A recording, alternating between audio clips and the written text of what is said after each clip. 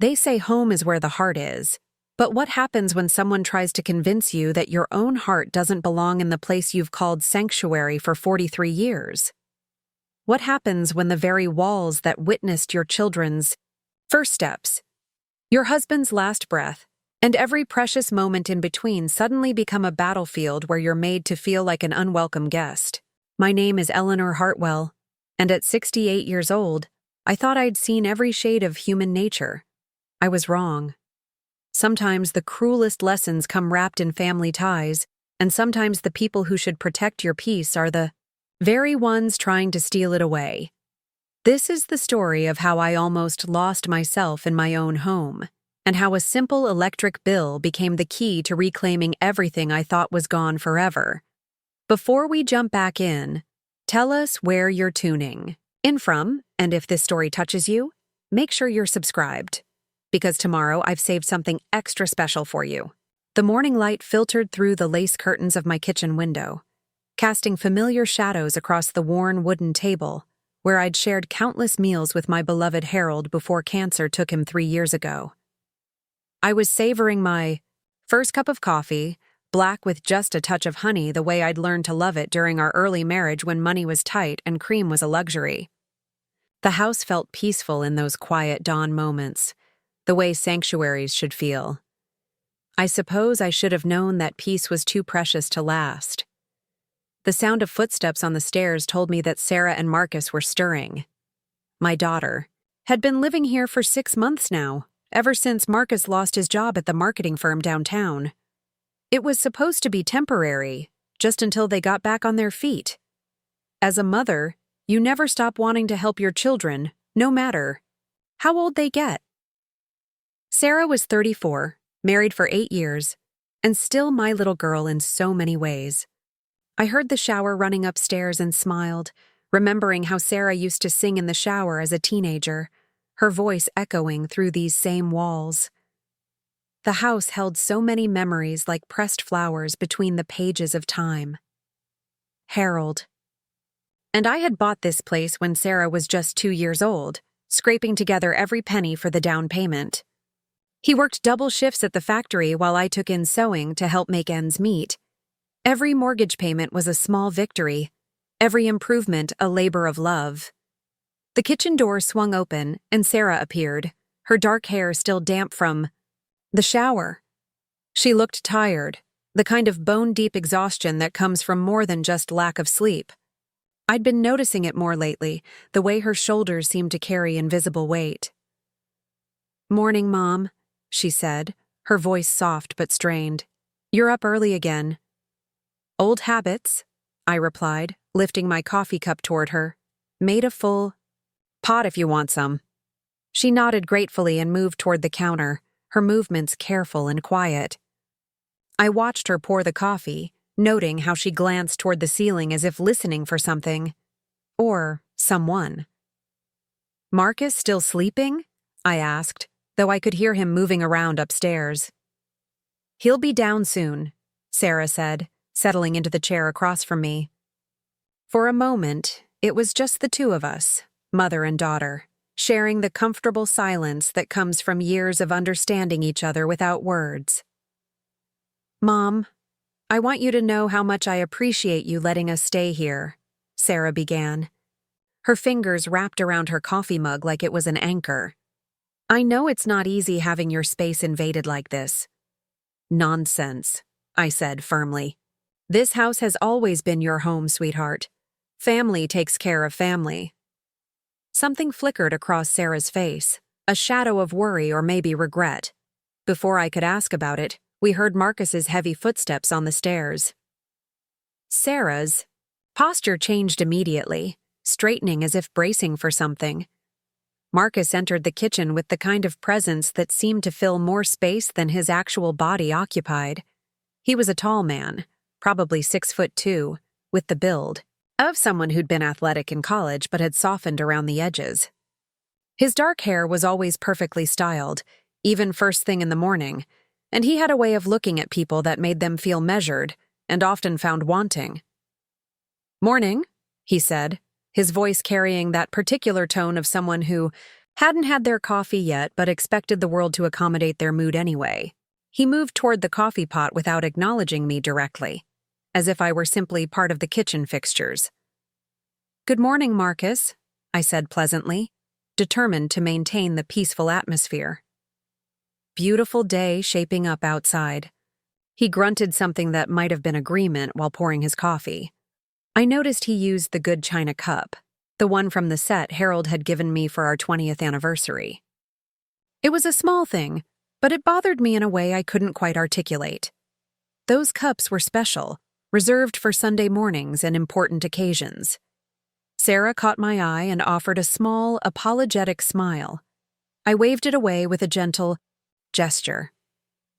"Pick your battles," I told myself, the same advice I'd given Sarah when she was dealing with difficult classmates in high school.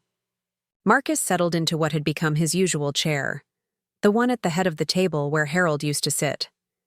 Another small thing that pricked at something deep inside me, but I pushed the feeling down. The man needed a place to sit, after all, and it was just a chair. "So what's the plan for today?" Sarah asked, clearly trying to lighten the mood. "Any job interviews lined up?" Marcus's jaw tightened slightly. It was a sensitive subject, his job search, though I'd noticed he seemed to spend more time on the couch watching television than actually looking for work. But I kept my observations to myself. Marriage was hard enough without mothers-in-law, offering unsolicited opinions. "I've got some leads I'm following up on," he said, his tone suggesting the conversation was closed. "Online applications, networking, that sort of thing." I nodded encouragingly. "The job market is tough, right?" "Now, I'm sure something will come along soon." Marcus looked at me then, really looked, and something in his expression made me uncomfortable. It wasn't gratitude or even acknowledgement of my support. It was something cooler, more calculating. "Speaking of things coming along," he said, his voice taking on a different quality, "I've been meaning to talk to you about something, Eleanor." The way he said my name, with just enough emphasis to make it sound like a criticism, made Sarah shift in her chair. I felt a flutter of unease, but maintained my pleasant demeanor. "Of course, dear. What's on your mind?" Marcus leaned back in his chair, assuming a posture that reminded me uncomfortably of a prosecutor preparing to present evidence. "I've been keeping track of some things around here, and I think we need to have a conversation about the electric bill." I blinked, confused. "The electric bill?" "Yes," he said, his voice gaining momentum. "I've been noticing some patterns, some wasteful habits that are probably costing us all a lot of money. Us all." The phrase hung in the air like smoke from a fire I hadn't realized was burning. "What kind of patterns?" Preparing and narrating this story took us a lot of time, so if you are enjoying it, subscribe to our channel. It means a lot to us. Now back to the story. I asked, genuinely puzzled. Marcus's eyes narrowed slightly, and I could see Sarah growing tense beside me. "Well, for starters, you leave lights on in rooms you're not using. I've seen the lamp in the living room burning all afternoon while you're in here in the kitchen. And the air conditioning, you have it running constantly, even when it's perfectly comfortable outside." I felt heat rising in my cheeks, not from anger, but from a confusing mixture of embarrassment and defensiveness. "I suppose I do like to keep the house comfortable," I said carefully, but I didn't realize it was causing a problem. "It's not just about comfort," Marcus continued, his voice taking on the tone of someone explaining something obvious to a child. "It's about responsibility. About being mindful of resources and not being wasteful just because you can afford to be." The implication stung. Not because he was wrong about my habits.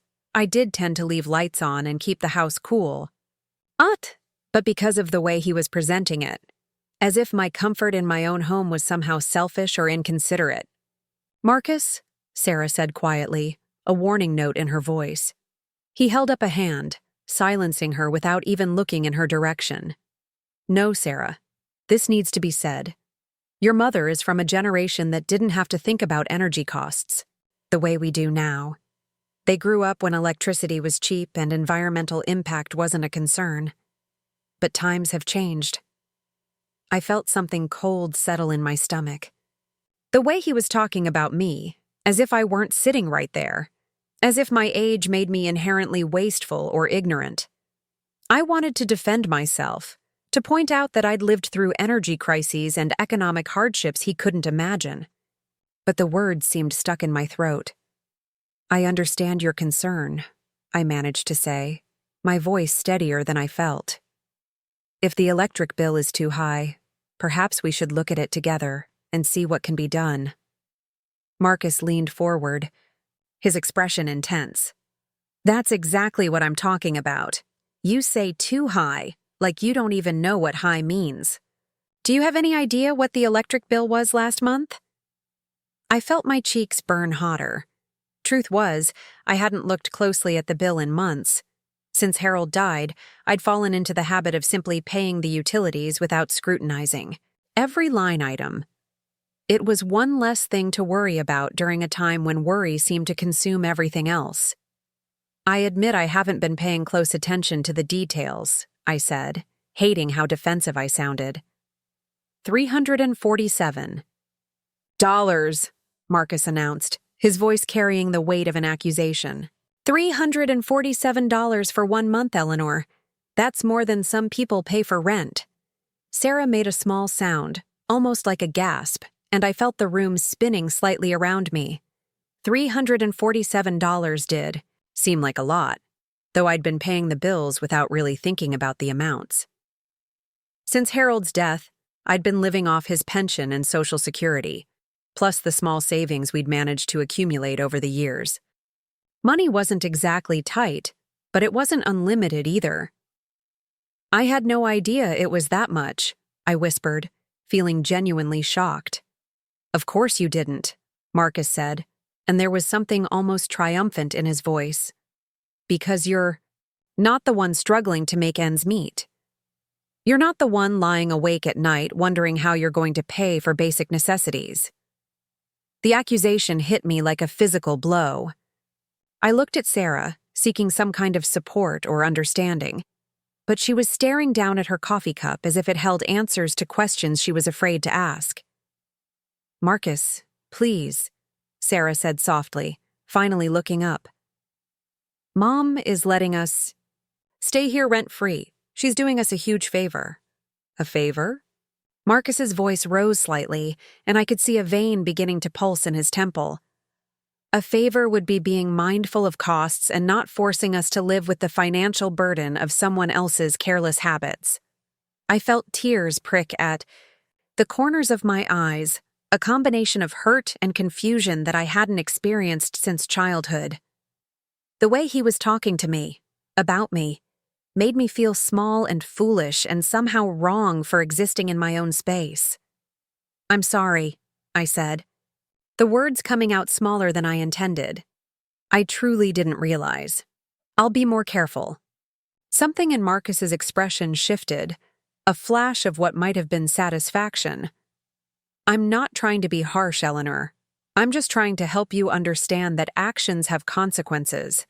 When you leave lights burning all over the house, when you keep the air conditioning running like you're trying to refrigerate the entire neighborhood, it affects all of us." I nodded, feeling chastened and ashamed. Maybe he was right.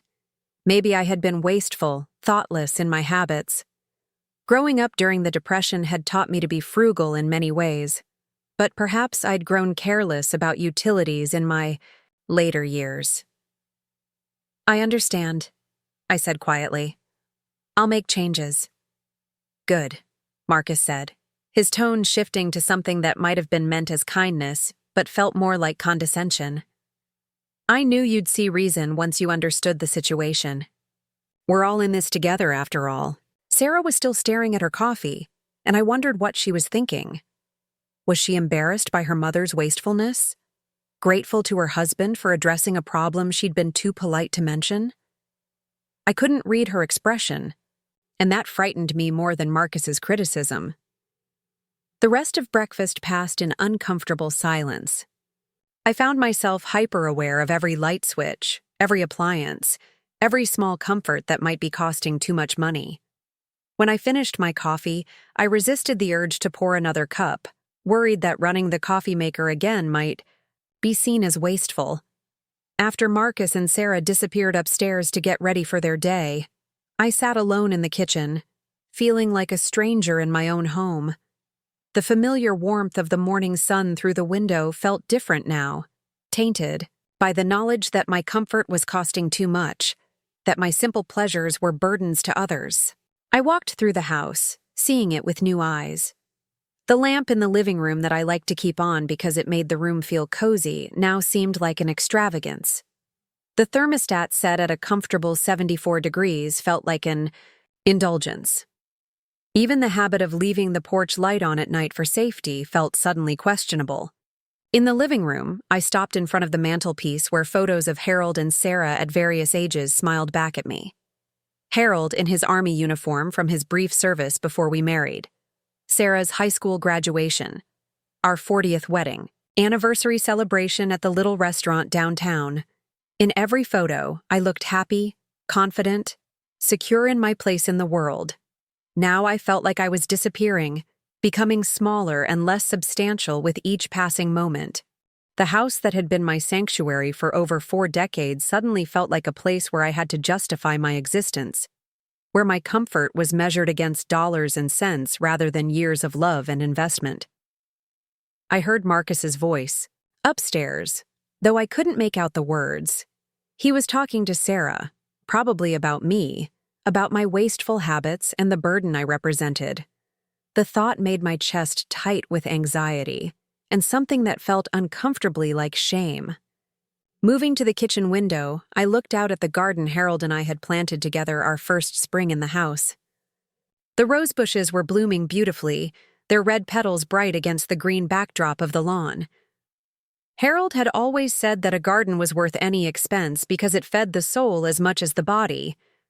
I wondered if Marcus would consider the water bill for maintaining the garden another example of my careless spending. The phone rang, startling me from my thoughts.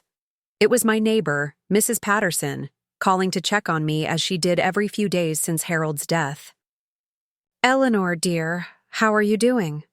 Her warm voice filled the kitchen, and I felt some of the tension in my shoulders ease. "I'm fine, Margaret. Thank you for asking." "And how are things with Sarah and her husband staying there? I hope they're not wearing out their welcome."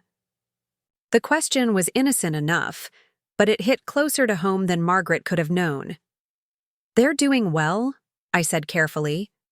"Marcus is looking for work, and Sarah is. She's Sarah." Margaret made a small humming sound that suggested she heard more in my voice than I'd intended to reveal. "You know, Eleanor, I've been meaning to tell you. If you ever need someone to talk to or just want some company, you know where to find me. Sometimes having house guests, even family, can be more challenging than we expect." Tears pricked at my eyes again, this time from gratitude rather than hurt. "Thank you, Margaret. I appreciate that more than you know." After we hung up, I sat at the kitchen table feeling more alone than I had in months. The house felt different now, charged with tension and judgment that hadn't existed before breakfast. I found myself listening for footsteps upstairs, wondering what Marcus and Sarah were discussing, whether my name was being mentioned in tones of frustration or disappointment. When they finally came downstairs, both dressed for the day, the atmosphere felt strained. Sarah kissed my cheek goodbye, but her embrace felt hurried, distracted. Marcus nodded in my direction but didn't quite meet my eyes. "I'll probably be out most of the day," he said, addressing the comment somewhere over my head. "Job hunting, you know." "Of course," I replied. "Good luck." After they left, the house fell into a silence that felt oppressive rather than peaceful. I walked through each room, turning off lights I would normally leave on, adjusting the thermostat down to a temperature that felt uncomfortably warm but might save money. Each action felt like a small surrender, a piece of myself being negotiated away in the name of being a better, less burdensome person. By afternoon, The house felt like a sauna. I'd kept the air conditioning off despite the rising temperature.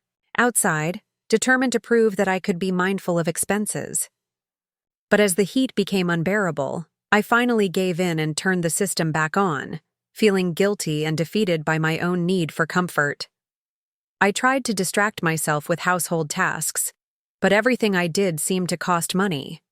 Using the washing machine, running the dishwasher, even turning on the television felt like acts of selfishness that Marcus would surely notice and judge. Around 3 o'clock, I found myself standing in front of the mailbox, holding the latest electric bill with trembling hands. I'd never been afraid to open mail before, but now the envelope felt like it contained evidence of my failures as a responsible person. Taking a deep breath, I tore it open and studied the numbers. $218. Not the $347 that Marcus had cited with such conviction and authority. I read the bill 3 times, checking every line item, but the total remained the same. $218 for the month. Confusion washed over me. Had Marcus been looking at a different bill? Had he made a mistake? Or had he simply lied? The possibility sent a chill through me that had nothing to do with the air conditioning I'd finally surrendered to turning on. Why would he lie about something so specific, so verifiable? What purpose would it serve to make me feel worse about my habits than the reality warranted? I sat in the living room, the bill spread out on the coffee table in front of me, trying to make sense of what I'd discovered. The lamp beside me cast a warm glow across the pages. The same lamp Marcus had criticized me for leaving on. Now it felt like a small act of rebellion, a declaration that I had the right to light in my own home. But even as I tried to reclaim some sense of righteous indignation, doubt crept in around the edges. Maybe the bill Marcus had seen was from a different month. Maybe there had been some error in his calculation. Maybe I was looking for reasons to feel wronged when the truth was simpler. I had been wasteful, and he'd been trying to help me see it. The front door opened around 5:30, and I heard Sarah's voice calling out a greeting. She appeared in the living room doorway, looking tired but relieved to be home. "How was your day, Mom?" she asked, settling into the chair across from me. "Quiet," I said, not wanting to mention my discovery about the bill until I'd had more time to think about it. "How about you?" "Long," she sighed. "I love my job, but some days feel endless." She worked as a nurse at the hospital downtown, a demanding position that required both physical stamina and emotional resilience.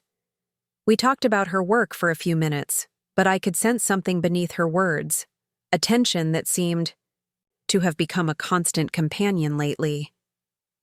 When Marcus's car pulled into the driveway, Sarah's entire demeanor shifted, her posture straightening, and her smile becoming more deliberate. Marcus entered the house with the energy of someone who'd had a frustrating day, his expression tight and his movements sharp. He barely acknowledged me as he passed through the living room on his way to the kitchen. "How did the job search go today?" Sarah asked, following him.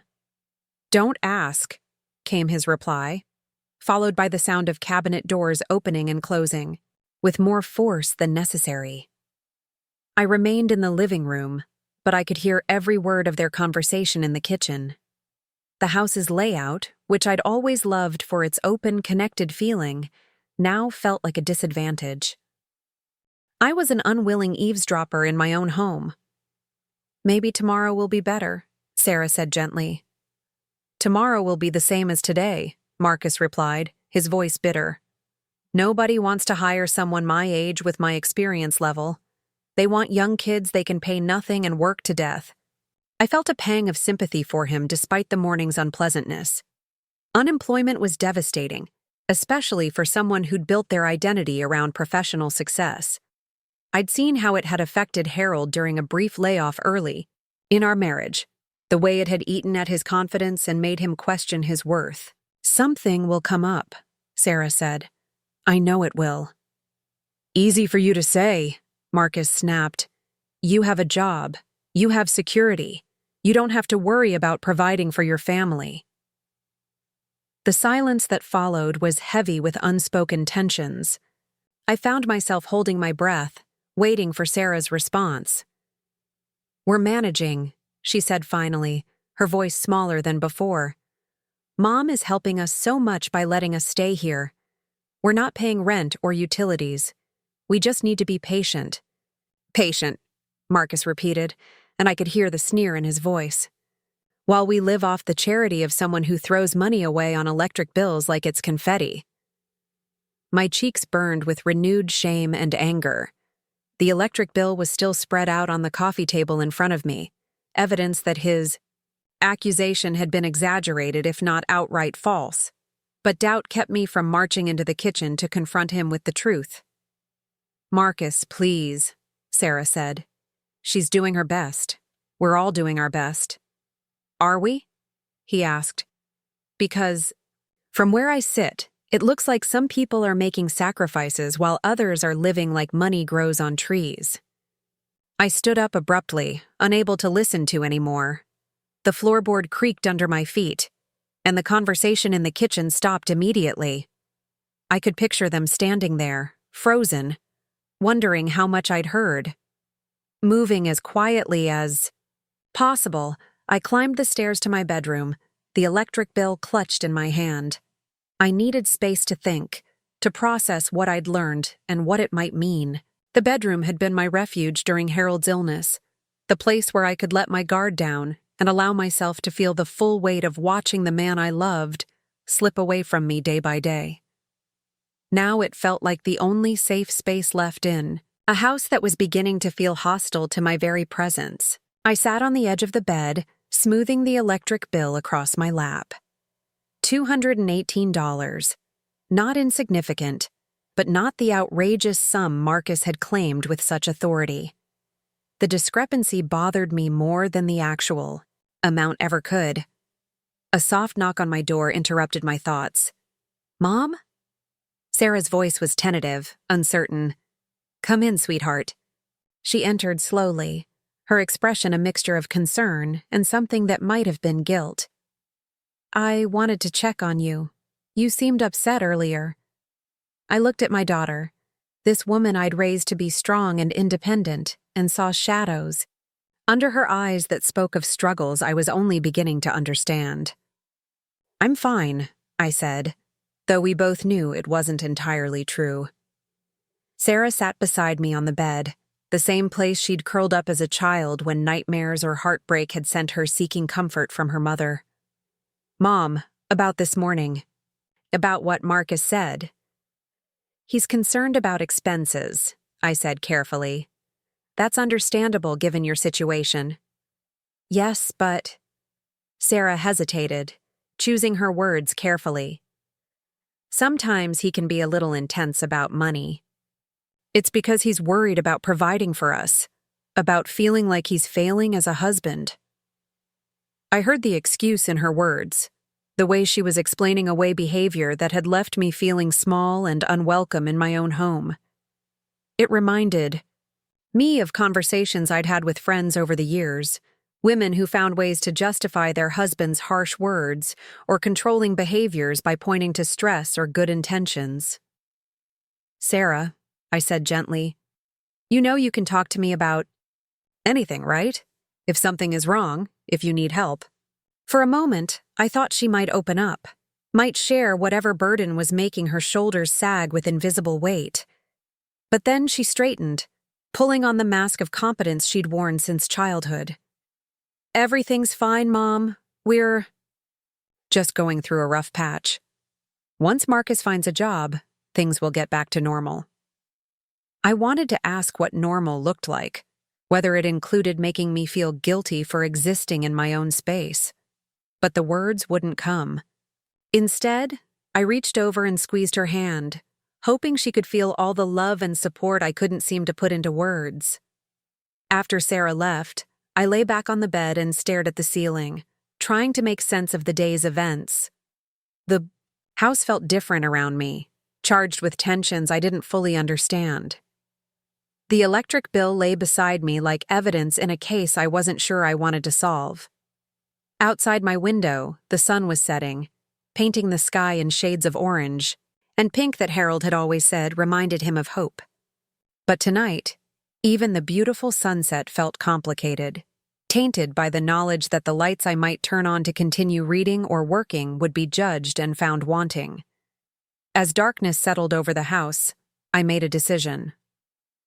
Tomorrow, I would look more carefully at the patterns Marcus had mentioned, the lights left on and the air conditioning running. But I would also look at other things, the bills, the receipts, the paperwork that told the real story of who was paying for what in this house that had been my sanctuary for so long. I had a feeling that the electric bill was just the beginning, that there were deeper currents running through my home than I'd realized. And for the first time since Sarah and Marcus had moved in, I wondered if some house guests could be more dangerous than strangers, especially when they made you question your right to comfort in your own space. The truth was out there, waiting to be discovered. I just had to find the courage to look for it, and more importantly, to act on what I found. Because at 68 years old, I was learning that sometimes the biggest battles aren't fought against strangers, but against the people who should love you most. And sometimes, the smallest things, like an electric bill, can illuminate the largest truths about who really holds the power in your own home. The next morning arrived with a gray sky that seemed to mirror the heaviness in my chest. I'd spent most of the night staring at the ceiling, replaying Marcus's words and trying to reconcile them with the electric bill that now sat in my nightstand drawer like a secret I wasn't sure how to handle. Sleep had come in fragments, interrupted by the sound of whispered conversations from down the hall and the creaking of floorboards that suggested someone was moving around the house long after bedtime. I made my way downstairs earlier than usual, hoping to reclaim some sense of normalcy. In the quiet morning hours, the kitchen felt like neutral territory in the growing tension that seemed to permeate every corner of my home. I started the coffee maker, then hesitated, wondering if Marcus would consider the electricity it used another example of my wasteful nature. The thought made me angry with myself for letting his criticism take root so deeply in my mind. While waiting for the coffee to brew, I found myself moving through the house like a guilty person, checking every light switch, every appliance, every potential source of electrical consumption. I turned off the small lamp in the hallway that I typically left on for safety during the night. I adjusted the thermostat down another degree, even though the morning air already carried a chill that made me pull my robe tighter around my shoulders. Each small adjustment felt like a piece of myself being carved away, but I told myself it was necessary.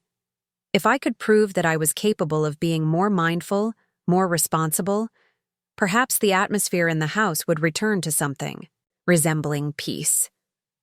Perhaps Marcus would see that I wasn't the thoughtless burden he seemed to believe I was. The coffee finished brewing with a final gurgle that seemed unnaturally loud in the morning stillness. I poured myself a cup and settled at the kitchen table, watching the sun struggle to break through the cloud cover. Harold used to say that gray mornings were just sunny days in disguise, waiting for the right moment to reveal their true nature. I wondered if he'd been right about that, or if some days were simply gray all the way through. Footsteps on the stairs announced Sarah's arrival. She appeared in the kitchen doorway looking pale and drawn, as if she'd slept no better than I had. Her usually bright demeanor seemed dulled, like a light bulb running on insufficient power. "Morning, Mom," she said, her voice carrying an apologetic note that made my heart ache. "Good morning, sweetheart. Coffee's fresh." She nodded gratefully and moved toward the counter, but I noticed she moved more quietly than usual, as if she were trying not to disturb something fragile. The dynamic reminded me of how we'd all behaved during Harold's final weeks, walking on eggshells around his pain and exhaustion. But Harold had been dying. What was our excuse now? "Did you sleep well?" I asked, though her appearance already provided the answer. "Well enough," she lied, settling across from me with her coffee. "How about you?" I considered telling her about my restless night, about the electric bill discovery, about the growing unease that had taken residence in my chest like a tumor. Instead, I offered the same polite fiction she had. "Fine, thank you." We sat in companionable silence for a few minutes, both of us pretending that the air in the house hadn't changed, that we weren't both waiting for the other shoe to drop. It was Sarah who finally broke the uncomfortable peace. "Mom, about yesterday morning, about what Marcus said." "It's forgotten," I said quickly, not wanting to rehash the humiliation of being scolded like a child in my own kitchen. "No, it's not forgotten," Sarah said firmly, and for a moment I heard echoes of the strong-willed little girl she'd once been. "He was out of line. You're letting us live here rent-free, and he had no right to speak to you that way." Relief flooded through me, followed immediately by a more complex emotion I couldn't quite name. "He's under a lot of stress," I said, surprised to find myself defending the man who'd made me feel so small. "Job hunting can be incredibly demoralizing." "Stress doesn't excuse rudeness," Sarah replied, but her voice lacked conviction. She was staring into her coffee cup again, that gesture I was beginning to recognize as her way of avoiding difficult truths. "Has he always been so?" I searched for a diplomatic word. "Direct about household matters?" Sarah's pause was long enough to speak volumes. "He likes things organized," she said finally. "Efficient. He says it comes from his business background."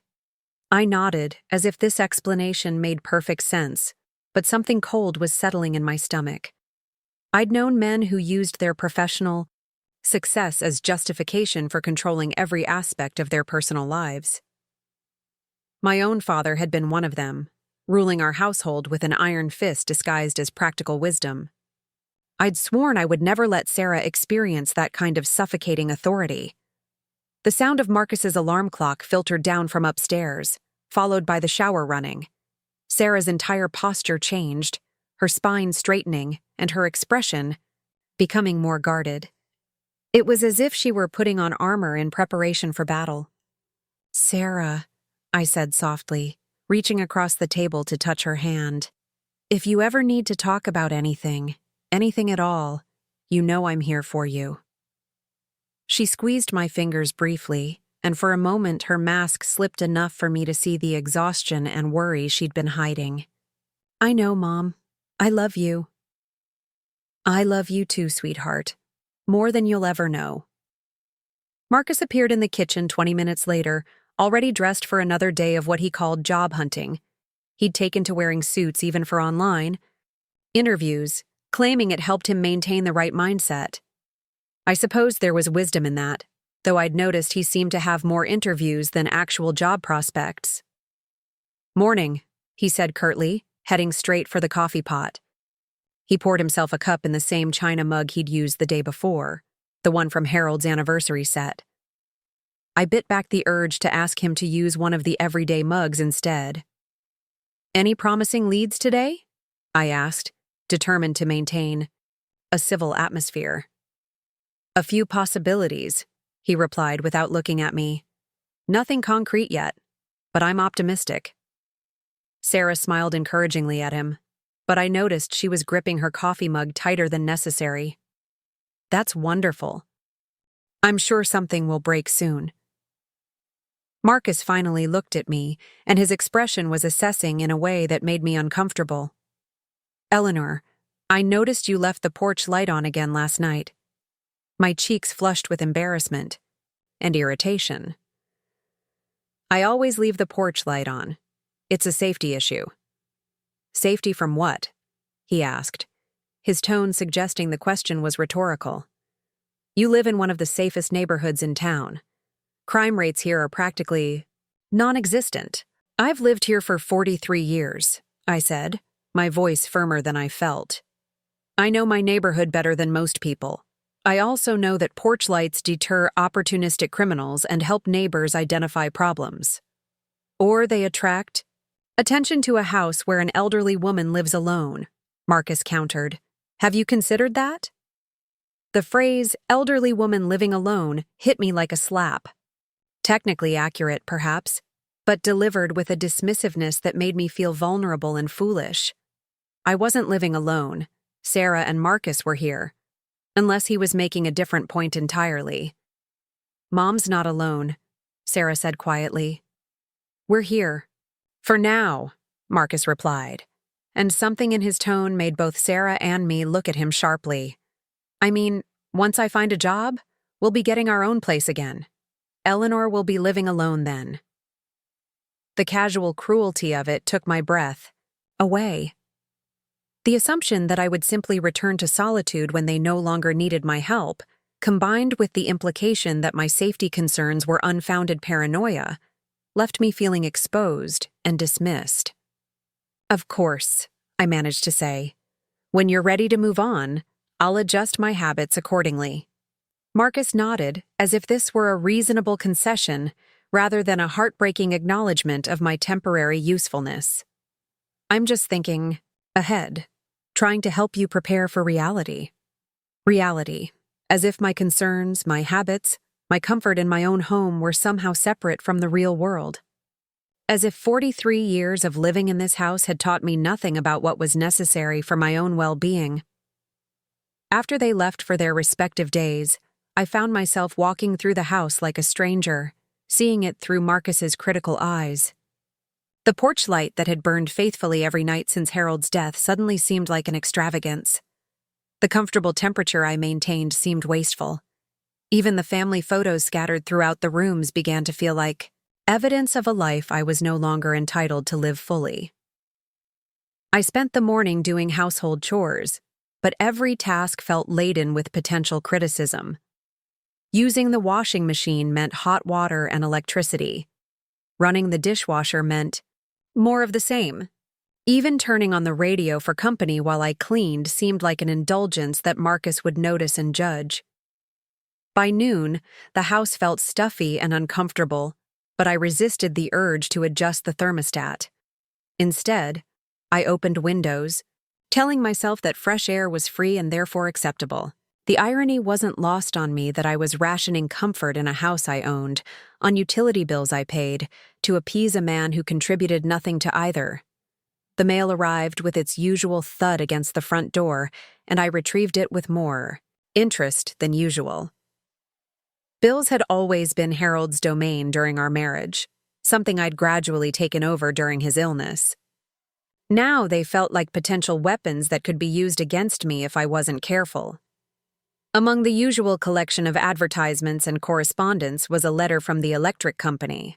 Not a bill this time, but a notice about some kind of energy efficiency program they were promoting. I read it carefully, looking for information that might help me reduce costs and therefore reduce Marcus's ammunition against me. The program offered free home energy audits, with recommendations for improvements that could lower utility bills. It seemed like exactly what I needed, professional advice that might help me identify the wasteful habits Marcus kept mentioning. I made a mental note to call and schedule an appointment, then felt immediately foolish for needing strangers to validate my right to basic comfort in my own home. The afternoon stretched endlessly ahead of me. Usually, I would have spent it reading in the living room, perhaps with the television on for background noise, certainly with lamps turned on as the natural light began to fade. Instead, I found myself sitting in the kitchen where the overhead light seemed more defensible as a necessity rather than a luxury. Mrs. Patterson called around 3, her warm voice a welcome interruption to my increasingly anxious thoughts. "Eleanor, dear, I hope I'm not interrupting anything important." "Not at all, Margaret. It's lovely to hear from you. I was wondering if you'd like to come over for tea this afternoon. I made lemon cookies, and you know how they are when they're fresh." The invitation was tempting, but I found myself hesitating. What if Marcus came home early and found the house empty? What if he saw it as another example of my wasteful nature, heating and cooling an empty house while I socialized with neighbors? "That sounds wonderful," I said, pushing aside my ridiculous concerns. "What time?" Whenever you'd like, dear. I'm not going anywhere. I spent 20 minutes getting ready, choosing clothes that wouldn't wrinkle if I sat for too long, making sure the house was turned down to an appropriately frugal temperature. The process felt absurd, but I couldn't seem to stop myself from mentally preparing for Marcus's potential criticism. Margaret Patterson had been my neighbor for 15 years, moving into the house next door after her husband's retirement. She was a widow herself now, having lost Robert 2 years before I lost Harold. Our shared experience of grief had brought us closer together, creating a friendship based on mutual understanding of loss and the challenges of rebuilding life around the absence of someone you'd expected to grow old with. Her house smelled like vanilla and lemon, warm and welcoming in a way that made me realize how tense I'd been carrying myself lately. She'd set out her good china, the kind gesture that reminded me of the days when Harold and I entertained regularly, when setting a proper table was an expression of care rather than an extravagance. "You look tired, Eleanor," Margaret said as we settled in her cozy living room. "Are you sleeping well?" I considered the polite deflection I'd given Sarah that morning, but something in Margaret's gentle concern made me want to be honest. Not particularly well, no. "Is everything all right? You know you can talk to me about anything." The kindness in her voice nearly undid me. I found myself telling her about the electric bill confrontation, about Marcus's criticism of my habits, about the growing sense that I was unwelcome in my own home. Margaret listened without interruption, her expression growing more concerned as my story unfolded. "Oh, Eleanor," she said when I finished, "that sounds absolutely awful. You shouldn't have to live like that in your own house." "I suppose he has a point about being more careful with expenses," I said, still half defending the man who'd made me feel so small. "Does he?" Margaret asked pointedly. "From what you've told me, you're providing them with free housing, free utilities, free everything. What exactly is he contributing besides criticism?" The question hung in the air between us, and I realized I didn't have a good answer. Marcus contributed nothing financially to the household, spent his days ostensibly job hunting with little to show for it, and seemed to view my generosity as an invitation to critique my lifestyle. "He's having a difficult time," I said weakly. "We've all had difficult times," Margaret replied firmly. "I've been unemployed. You lived through Harold's illness and death. Difficulty doesn't excuse cruelty, and it certainly doesn't excuse making someone feel unwelcome in their own home." Her words resonated in a way that made my chest tight with recognition. Cruelty. It seemed like such a strong word for what had happened, but as I turned it over in my mind, it felt accurate. There had been something deliberately hurtful in Marcus's approach, something designed to diminish me rather than simply address a practical concern. "Have you considered that he might be doing this intentionally?" Margaret asked gently. "Some people, when they feel powerless in one area of their life, try to exert control in others. It's not uncommon for unemployed men to become controlling about household matters." The suggestion made me uncomfortable because it rang true. I'd seen it happen to friends over the years, husbands who lost jobs and compensated by becoming hyper-controlling about domestic issues, wives who absorbed the criticism because they felt guilty about having employment when their spouses didn't. "Sarah seems to be walking on eggshells around him," I admitted. I thought it was just the stress of their situation, but now I'm not sure. "Trust your instincts," Margaret said. "You've raised a strong daughter, but even strong people can get caught up in situations that gradually erode their confidence. Sometimes it takes an outside perspective to see what's really happening." We talked for another hour, and by the time I left Margaret's house, I felt more like myself than I had in days. Her perspective had given me permission to trust my own feelings, to recognize that Marcus's behavior was inappropriate regardless of his circumstances. Walking back to my own house, I noticed things I'd been too preoccupied to see clearly before. The garden Harold and I had planted was thriving, the roses blooming magnificently despite or perhaps because of the attention I'd been giving them. The house itself looked welcoming and well-maintained, a testament to decades of care and investment. This was my home, my sanctuary, my reward for a lifetime of work and sacrifice and love. No one had the right to make me feel guilty for existing comfortably within its walls. I entered through the front door with more confidence than I'd felt in days. The house welcomed me back with familiar scents and sounds, the subtle creaks, and settling noises that had become as comforting as a heartbeat over the years. I turned on the lamp in the living room without hesitation, adjusted the thermostat to a temperature that felt comfortable rather than penitent. Sarah's car pulled into the driveway just as I was starting dinner preparations. She came through the door looking exhausted from her shift at the hospital, her scrubs wrinkled and her hair escaping from its ponytail. But she smiled when she saw me, a genuine expression that reminded me of the little girl who used to run into the kitchen after school, eager to share the day's adventures. "Something smells wonderful," she said, settling into her usual chair at the kitchen table. "Just a simple pot roast," I replied. Comfort food seemed appropriate for a gray day. "Perfect. I need comfort food after the day I've had." I wanted to ask about her work, about the challenges she faced caring for people during their most vulnerable moments.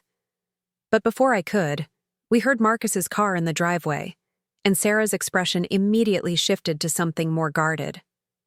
He entered the house with the energy of someone whose day had not gone well. His movements were sharp and agitated, his expression dark with frustration. I braced myself for whatever criticism he might level at me today. "How did the job hunting go?" Sarah asked carefully. "Terrible," Marcus replied curtly. "Absolutely terrible. I had 3 interviews today, and not one of them showed any real interest. They're all looking for someone younger, someone they can exploit with lower wages." I felt genuine sympathy for his frustration. Job hunting at his age and experience level had to be demoralizing, especially after months of rejection. "I'm sorry to hear that. Something will turn up soon, I'm sure." Marcus looked at me with an expression I couldn't quite read. "Easy for you to say. You don't have to worry about providing for anyone. You don't have the pressure of being responsible for other people's well-being." The comment stung, not because it was true, but because it was so fundamentally wrong. I'd spent my entire adult life being responsible for other people's well-being. Harold's, Sarah's, and now, apparently, his own. The fact that my responsibilities had evolved over time didn't make them less real or demanding. "I understand the pressure," I said quietly. "I've felt it myself over the years." "Have you?" Marcus asked, his tone skeptical. "When? When you were married to a man with a steady job and benefits? When you lived in a house that was paid for and didn't have to worry about basic expenses?" I felt heat rising in my cheeks, not from embarrassment this time, but from anger. Harold and I worked very hard for everything we had. We made sacrifices, saved money, went without things we wanted so we could build a secure future. Nothing was handed to us. "But you had security," Marcus insisted.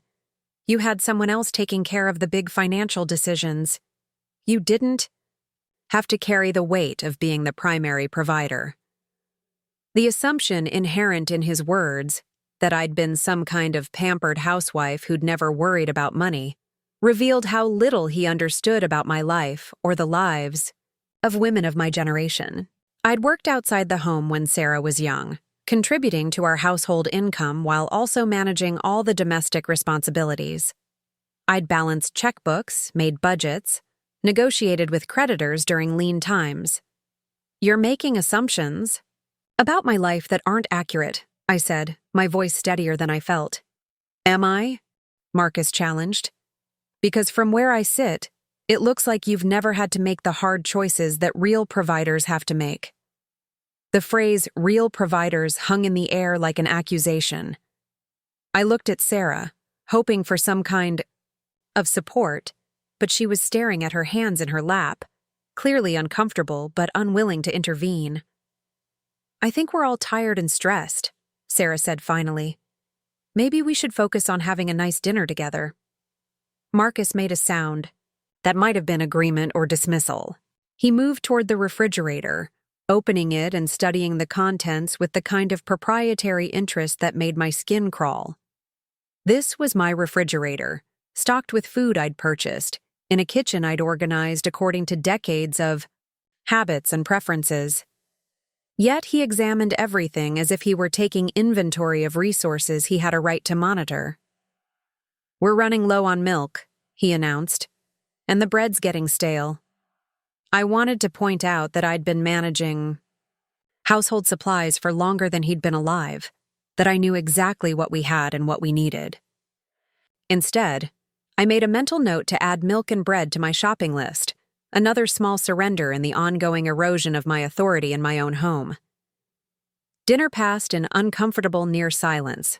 The pot roast was perfectly cooked, tender and flavorful the way Harold had always loved it. But the atmosphere at the table made it difficult to enjoy even my own cooking. Marcus ate mechanically, his attention focused on some internal grievance that colored every bite. Sarah complimented the meal, but seemed distracted, glancing between her husband and me as if trying to gauge the emotional temperature of the room. After dinner, Marcus disappeared into the living room and turned on the television, settling into Harold's old recliner as if it belonged to him. The sight of him in that chair, the chair where Harold had spent his final months watching old movies and documentaries, made something sharp twist in my chest. Sarah helped me clean the dishes, working quietly beside me at the sink. The domestic ritual felt comforting, reminiscent of the easy partnership we'd shared when she was younger. But even this simple pleasure was tainted by the knowledge that Marcus was in the next room, probably calculating the cost of the hot water we were using. "Mom," Sarah said softly, keeping her voice low enough that Marcus wouldn't overhear. "I want to apologize for how he's been acting. He's not usually like this.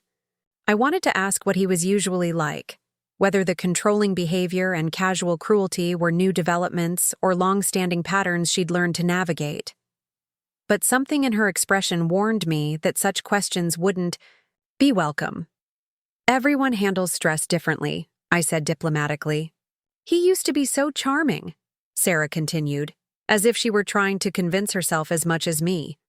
"When we first started dating, he was attentive and romantic. He made me feel special, protected." The past tense of her description was telling. "People change," I said gently. "Sometimes circumstances bring out different sides of someone's personality. I keep thinking that once he finds a job, once we get back on our feet, he'll go back to being the man I married." I dried a plate slowly, choosing my words carefully. What if he doesn't? What if this is who he is when he's under pressure? Sarah's hands stilled in the soapy water. "I can't think like that, Mom. I have to believe that our marriage is worth fighting for." The conversation died there, but I could see the wheels turning in Sarah's mind. She was beginning to question things she'd accepted without examination, beginning to see patterns she'd been too close to recognize. It was a start, even if it wasn't the dramatic revelation I might have hoped for. Later that evening, after Sarah and Marcus had gone upstairs, I sat in the living room with a book, the lamp beside me casting warm light across the pages. The house felt peaceful in these quiet hours after bedtime, when I could exist without judgment or criticism. But even this solitude was tainted by the knowledge that tomorrow would bring another day of walking on eggshells, another day of justifying my right to comfort in my own home. I thought about my conversation with Margaret, about her suggestion that Marcus's behavior might be intentional rather than merely thoughtless.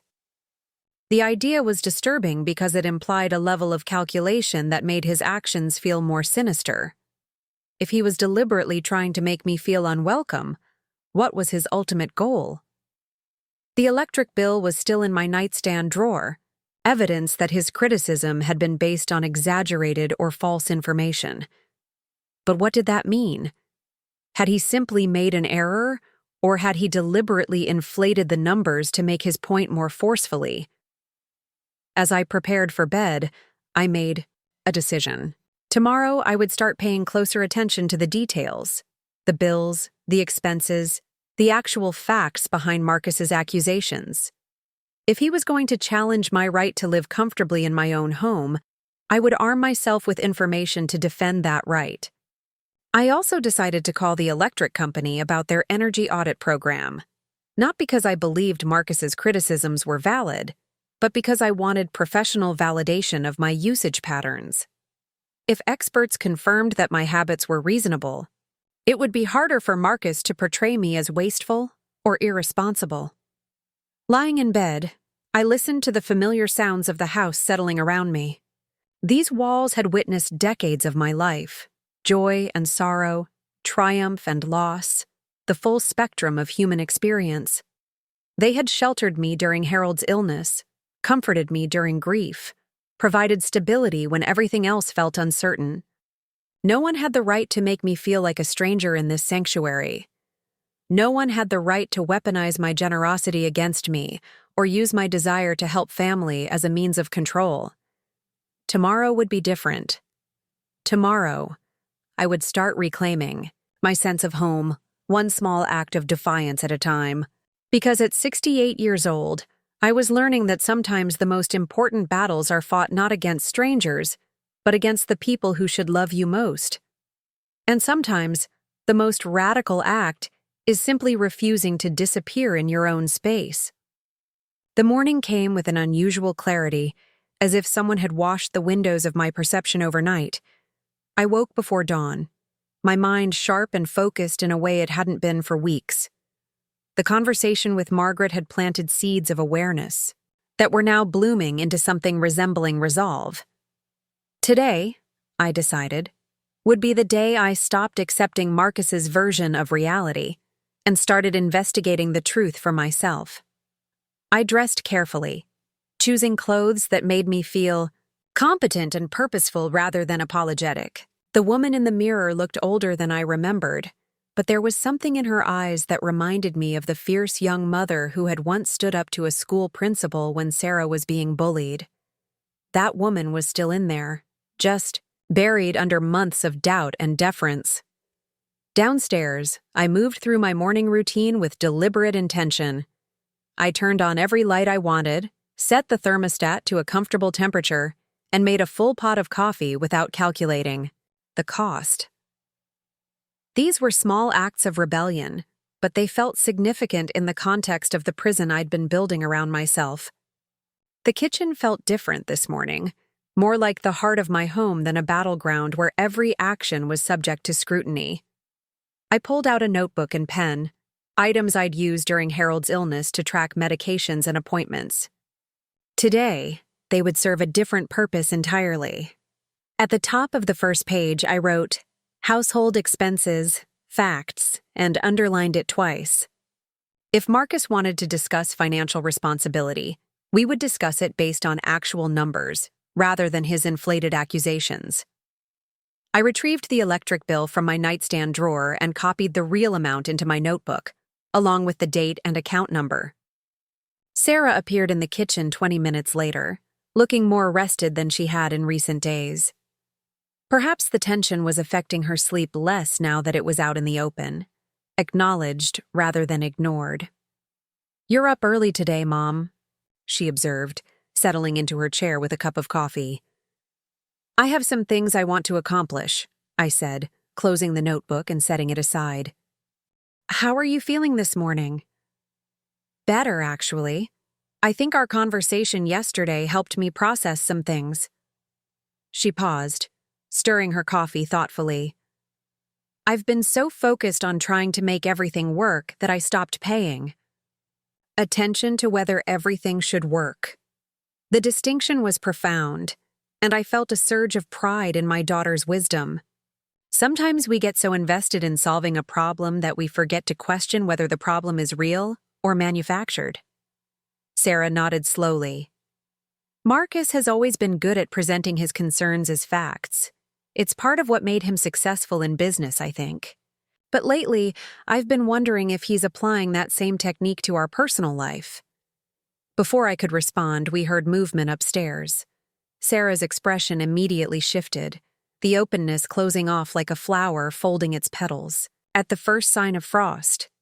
It was a protective reflex I recognized from my own difficult first marriage, to a man who demanded constant emotional vigilance. Marcus appeared in the kitchen with the swagger of someone who'd slept well and woken, up ready to exercise authority. He was dressed for another day of supposed job hunting, though I'd begun to notice that his interview schedule seemed remarkably light for someone seriously seeking employment. "Morning, ladies," he said, the casual dismissiveness of the greeting making my jaw tighten. "Sleep well?" "Very well, thank you," I replied evenly. "And you?" "Like a baby," he said, pouring himself coffee. Nothing like the comfort of a properly climate-controlled house to ensure good rest. The comment was clearly meant as a dig at my previous thermostat settings, but I refused to take the bait. Instead, I opened my notebook and made a show of writing something down. Marcus's eyes narrowed as he watched me. "Taking notes now, Eleanor?" he asked, his tone carrying an edge of mockery. "Just keeping track of household expenses," I said calmly. I thought it might be helpful to have accurate records for our discussions about financial responsibility. Something flickered across Marcus's face, too quick for me to identify clearly, but it looked almost like alarm. "I'm sure that's not necessary. I wasn't trying to micromanage your spending." "Of course not," I agreed pleasantly. "But since we're all concerned about efficiency, it makes sense to base our decisions on concrete data rather than estimates." Sarah was watching this exchange with growing interest, her gaze moving between Marcus and me like a spectator at a tennis match. Marcus seemed to be searching for a response that would regain the upper hand without appearing unreasonable. "Well, I suppose there's no harm in keeping records," he said finally, "as long as it doesn't become an obsession." The implication that my desire for accuracy might be pathological was another small cruelty, but I let it pass without comment. I was learning to recognize his tactics, the way he couched insults as concern, dismissals as helpful observations. After Marcus left for his supposed job search, Sarah lingered in the kitchen longer than usual. She seemed to be wrestling with something, her fingers tracing patterns on the table surface while she gathered courage for whatever she wanted to say. "Mom, can I ask you something personal?" "Of course, sweetheart. Anything." "Did you ever feel like you were losing yourself when you were married to my father?" The question caught me off guard. Sarah rarely spoke about my first marriage, the brief and tumultuous relationship that had ended when she was barely 2 years old. Her biological father had been charming and controlling in turns, a man who could make me feel like the most important person in the world one moment and completely worthless the next. "Yes," I said honestly. I felt like I was constantly trying to be someone he could approve of, but the target kept moving. Nothing I did was ever quite right. Sarah nodded slowly. "How did you find the strength to leave?" "I realized that I was modeling a relationship for you that I didn't want you to think was normal or acceptable. I wanted you to grow up believing you deserved to be treated with respect and kindness." "And then you married Harold?" "Years later, yes. And the difference was like night and day. Harold never made me feel like I had to earn my place in his life or justify my existence in our home." Sarah was quiet for a long moment, processing this information. "I think I've forgotten what it feels like to be treated that way," she said. Finally. My heart broke a little at the admission. "Oh, sweetheart." It happened so gradually that I didn't notice at first. Marcus would make suggestions about how I could improve myself, how I could be a better wife, a better partner. He framed it as wanting to help me reach my potential. I recognized the pattern immediately. It was the same slow erosion of confidence I'd experienced decades ago, the same technique of framing control as care. "When did you start feeling like you weren't enough just as you are?" I don't know. Somewhere along the way, I started believing that if I could just be better, if I could just anticipate his needs more accurately, if I could just avoid making the mistakes that upset him, then he would go back to being the man I fell in love with. But he never did. No. The goalposts kept moving.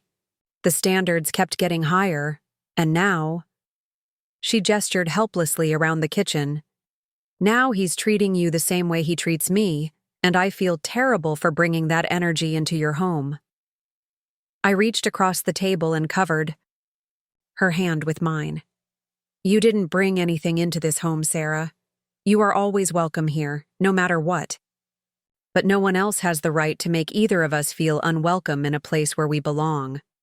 We talked for another hour, and I watched my daughter begin to reclaim pieces of herself she'd given away over the years.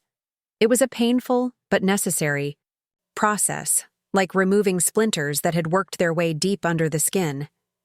After Sarah left for work, I spent the morning making phone calls. The first was to the electric company about their energy audit program. The representative I spoke with was helpful and informative, scheduling an appointment for the following week, and explaining that most homes Sarah's age were quite energy efficient compared to older standards. The second call was to my bank, where I requested copies of the last 6 months of utility bills and other household expenses. I wanted a complete picture of where my money was going, not because I suspected any real problems, but because information was power in the battle. I was beginning to understand I was fighting. My third call was to Margaret, accepting her invitation to join her book club that met weekly at the community center. I'd been declining social invitations for months, partly out of grief and partly out of some misguided sense that I should be available in case Sarah and Marcus needed anything. Now I realize that maintaining my own life and friendships wasn't selfish. It was necessary for my mental health and sense of self. The afternoon brought unexpected visitors in the form of 2 young men in suits who knocked on my front door with the kind of persistence that suggested they weren't selling anything. They introduced themselves as representatives from a property management company, claiming they were in the neighborhood evaluating homes for potential rental conversion. We're particularly interested in houses of this size and age. One of them explained. Properties with mature gardens and established character. They're very popular with families looking for rental homes. I listened politely, but with growing suspicion. My neighborhood wasn't known for rental properties, and the timing of their visit felt oddly coincidental. I'm not interested in renting my home, I said firmly.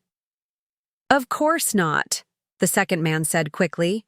We're just doing market research at this point.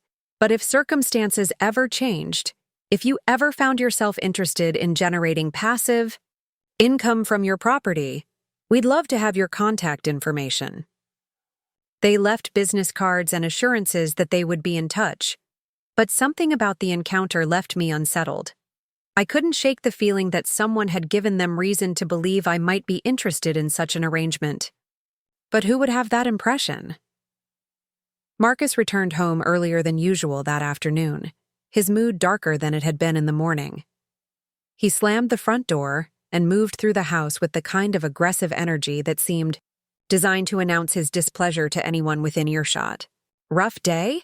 I asked when he appeared in the kitchen. You could say that, he replied tersely. 3 more interviews, 3 more rejections. The job market is completely rigged against people with real experience.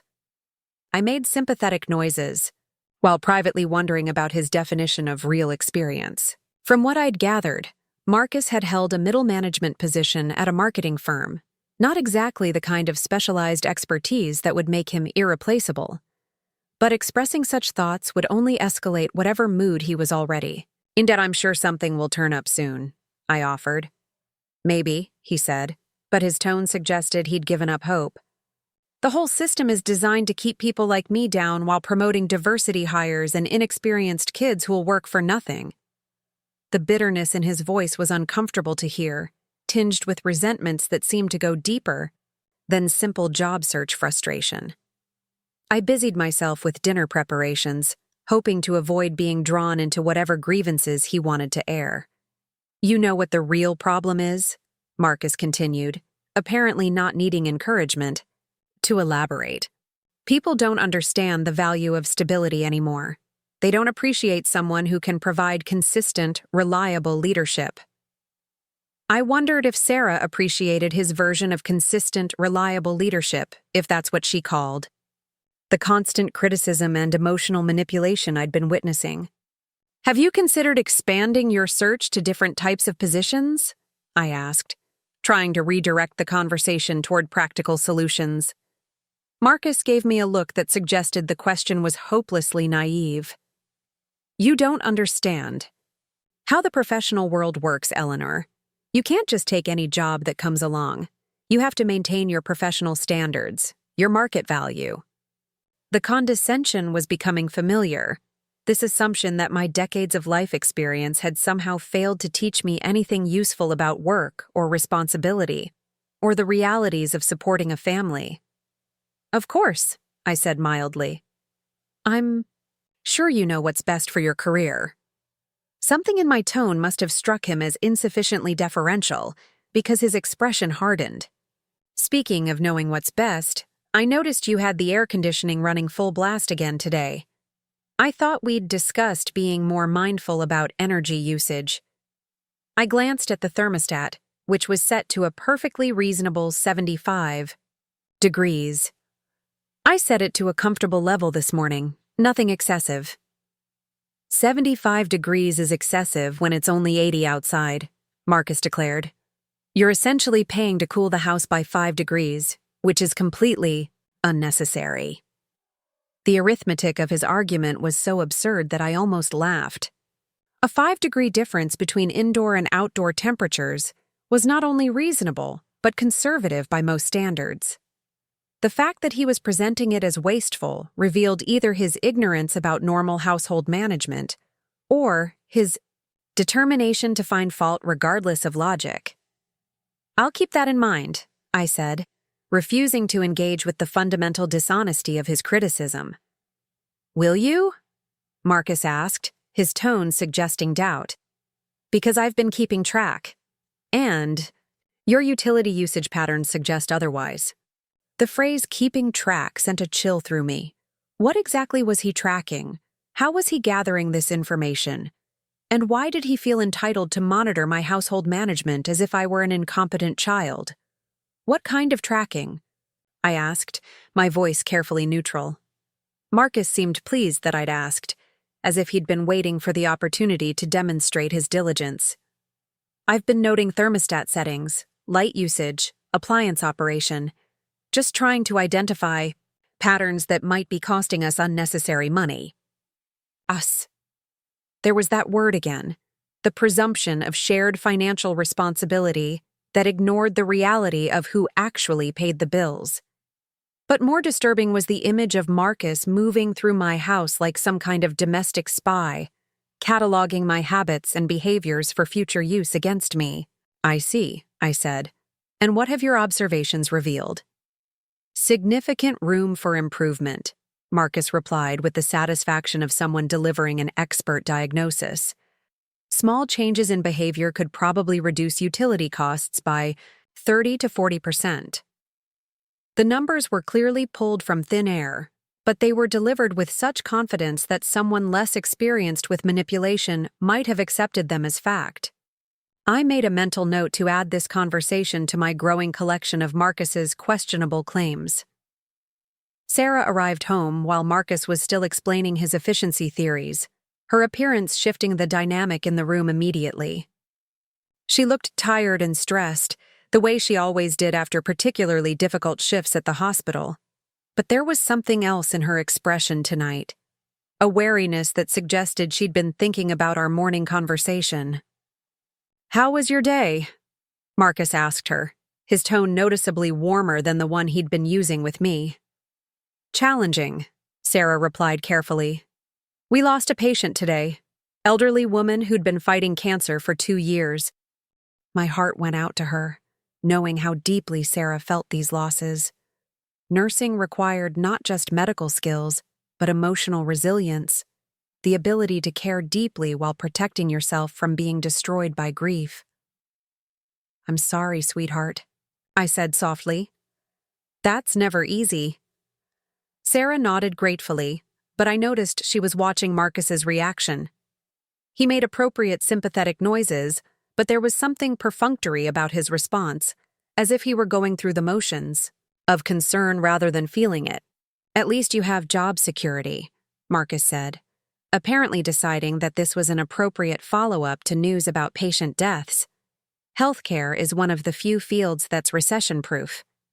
The comment revealed so much about his priorities, his ability to turn even Sarah's grief into a reminder of his own unemployment struggles. Sarah's expression tightened almost imperceptibly, a reaction I doubted Marcus noticed, but which spoke volumes about the kind of support she was accustomed to receiving from her husband. "Yes," Sarah said quietly, "I'm grateful for that." We sat down to dinner in an atmosphere that felt charged with unspoken tensions. Marcus dominated the conversation with complaints about his job search, theories about why employers were making poor hiring decisions, and speculation about how long the current economic climate might last. Sarah and I listened politely, making appropriate responses when prompted, but I could see my daughter growing more withdrawn as the meal progressed. "I've been thinking," Marcus said as we cleared the dishes. "Maybe it's time to consider some more dramatic changes to our living situation." Both Sarah and I looked at him sharply. "What kind of changes?" Sarah asked. "Well, it's becoming clear that finding employment in this market might take longer than we initially expected. We need to think about long-term sustainability." The phrase long-term sustainability in the context of my household expenses made my stomach clench with apprehension. I had a feeling I wasn't going to like whatever suggestion was coming next. "I've been researching some options," Marcus continued, "and there are some interesting possibilities for generating income from underutilized property." Sarah frowned. "What do you mean?" "Rental conversion, for instance. This house is larger than what Eleanor really needs, especially now that she's living alone most of the time. The extra bedrooms, the finished basement, even the garage, all of that space could be generating income instead of just costing money to heat and cool." The audacity took my breath away. He was suggesting that I convert my own home into a rental property, presumably to generate income that would support him while he continued his apparently fruitless job search. The idea was so presumptuous, so fundamentally wrong, that I couldn't immediately find words to respond. "Marcus," Sarah said slowly, "this is Mom's house. She's not looking to become a landlord." "I'm not suggesting anything permanent," Marcus said quickly. "Just a temporary arrangement to help offset expenses while we're all adjusting to new circumstances." The manipulation was masterful in its subtlety. By framing his suggestion as a temporary measure to help with expenses, he was implying that my household costs were somehow unsustainable, that changes were necessary for financial survival, rather than his convenience. "My expenses are perfectly manageable," I said firmly. "I'm not interested in renting parts of my home to strangers." Marcus's expression shifted to something that might have been meant as patience, but felt more like condescension. "Eleanor, I understand that change can be difficult, especially at your age, but sometimes we have to make practical decisions based on reality rather than sentiment." The phrase, "at your age," was clearly meant to suggest that my judgment was compromised by elderly stubbornness, that my attachment to my home was irrational rather than legitimate. It was another small cruelty designed to undermine my confidence in my own decision-making abilities. "My reality," I said carefully, "is that this is my home, which I own free and clear, and I will decide how it's used." "Of course," Marcus said, but his tone suggested he viewed my position as temporary resistance rather than final decision. "I'm just trying to think ahead, to help you prepare for the kinds of choices you might face down the road." The implication that I would inevitably face financial pressures that would force me to compromise my living situation was both insulting and alarming. What did Marcus know about my finances that would lead him to believe such measures might become necessary? After dinner, Sarah and I found ourselves alone in the kitchen while Marcus retreated to the living room with his laptop. The domestic routine of washing dishes together provided a comfortable cover for the conversation I could see Sarah was struggling to begin. "Mom," she said quietly, "about what Marcus suggested earlier." "The rental idea?" I kept my voice equally low. "What did you think about that?" "I think it's completely inappropriate," Sarah said with more firmness than I'd heard from her in weeks. "This is your home. The fact that you're letting us stay here temporarily doesn't give him the right to suggest how you should manage your property." Relief flooded through me. I'd been afraid that Sarah might see merit in Marcus's suggestion, might view it as a reasonable compromise rather than the presumptuous overreach it actually was. "I was hoping you'd see it that way," I admitted. "What worries me," Sarah continued, "is that he seems to think he has a say in your decisions. Like he has some kind of authority here." The observation was perceptive and troubling. Marcus did seem to be operating under the assumption that his temporary residence gave him permanent influence, that his opinions about household management carried equal weight with mine despite his complete lack of financial contribution.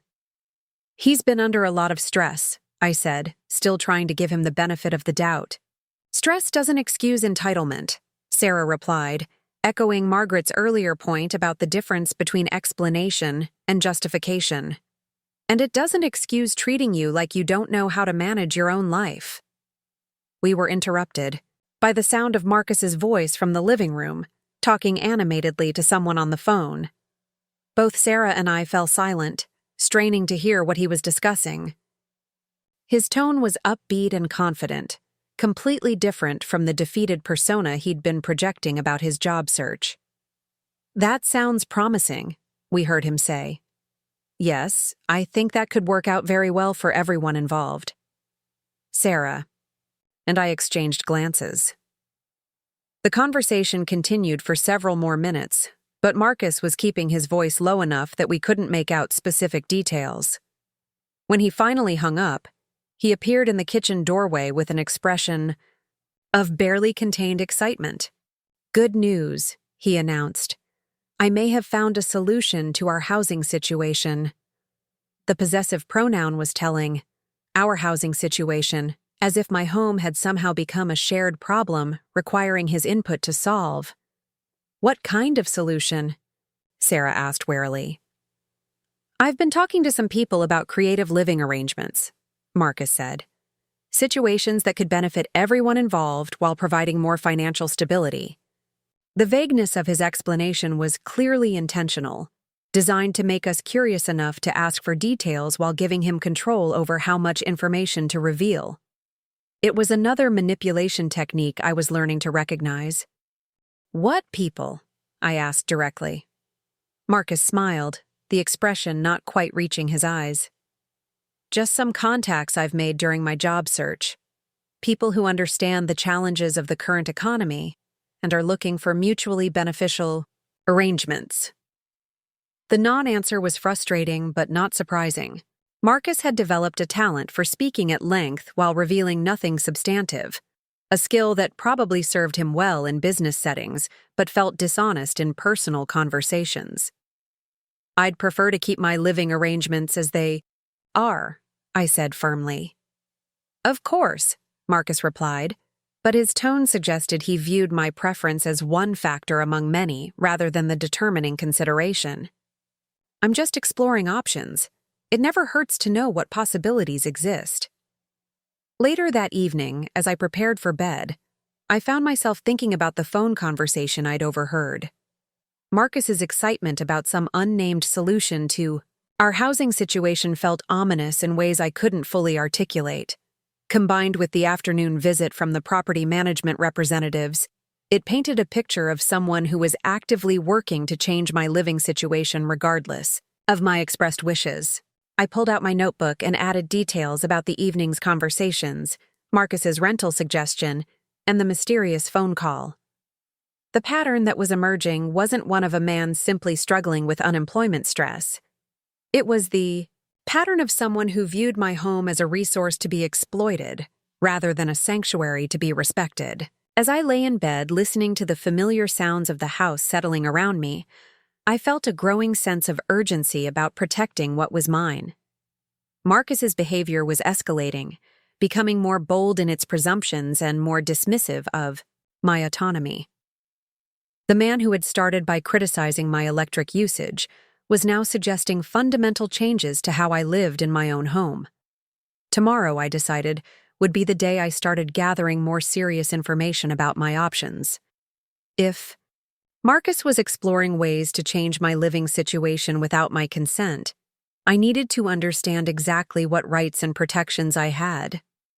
Because increasingly, it felt like I was living with someone who saw me not as a generous family member, but as an obstacle to be managed or removed. The thought was chilling, but it was also clarifying. For the first time since this ordeal began, I knew exactly what I was fighting for: the right to live peacefully in the home I'd earned through decades of love, sacrifice, and investment. And increasingly, I understood that I might be fighting for my daughter's freedom as well, because the same patterns of control and manipulation that were being directed at me had clearly been aimed at Sarah for much longer. The war for my home and my peace of mind was just beginning, but at least now I understood that it was a war worth fighting. The sound that woke me wasn't unusual in itself, just Marcus moving around downstairs in the early hours before dawn. What made it alarming was the deliberate quietness of his movements, the careful way he was trying not to make noise. In 43 years of living in this house, I'd learned to distinguish between normal household sounds and those that suggested someone was trying not to be detected. I lay still in the darkness, listening as drawers opened and closed with muffled precision. Papers rustled. Footsteps moved with calculated stealth across the hardwood floors I knew by heart. This wasn't a man getting up early for another day of job hunting. This was someone searching for something specific, someone who didn't want to be caught in the act. The digital clock beside my bed glowed 4:47 a.m. in accusatory red numbers. Sarah would be deep in sleep, exhausted from another, emotionally draining shift at the hospital. Whatever Marcus was doing downstairs, he'd timed it for maximum privacy, counting on both of us being unconscious while he conducted his mysterious business. I slipped out of bed as quietly as I could manage, my bare feet finding the familiar path across the bedroom floor without needing light to guide me. Years of midnight trips to check on Sarah when she was young, and later to tend to Harold during his illness, had taught me how to move through this house like a ghost when necessary. At the top of the stairs, I paused to listen more carefully. The sounds were coming from my home office, the small room off the kitchen where I kept important papers and handled household business. Harold had set up a simple desk there when we'd first moved in, claiming every home needed a command center for managing the practical aspects of life.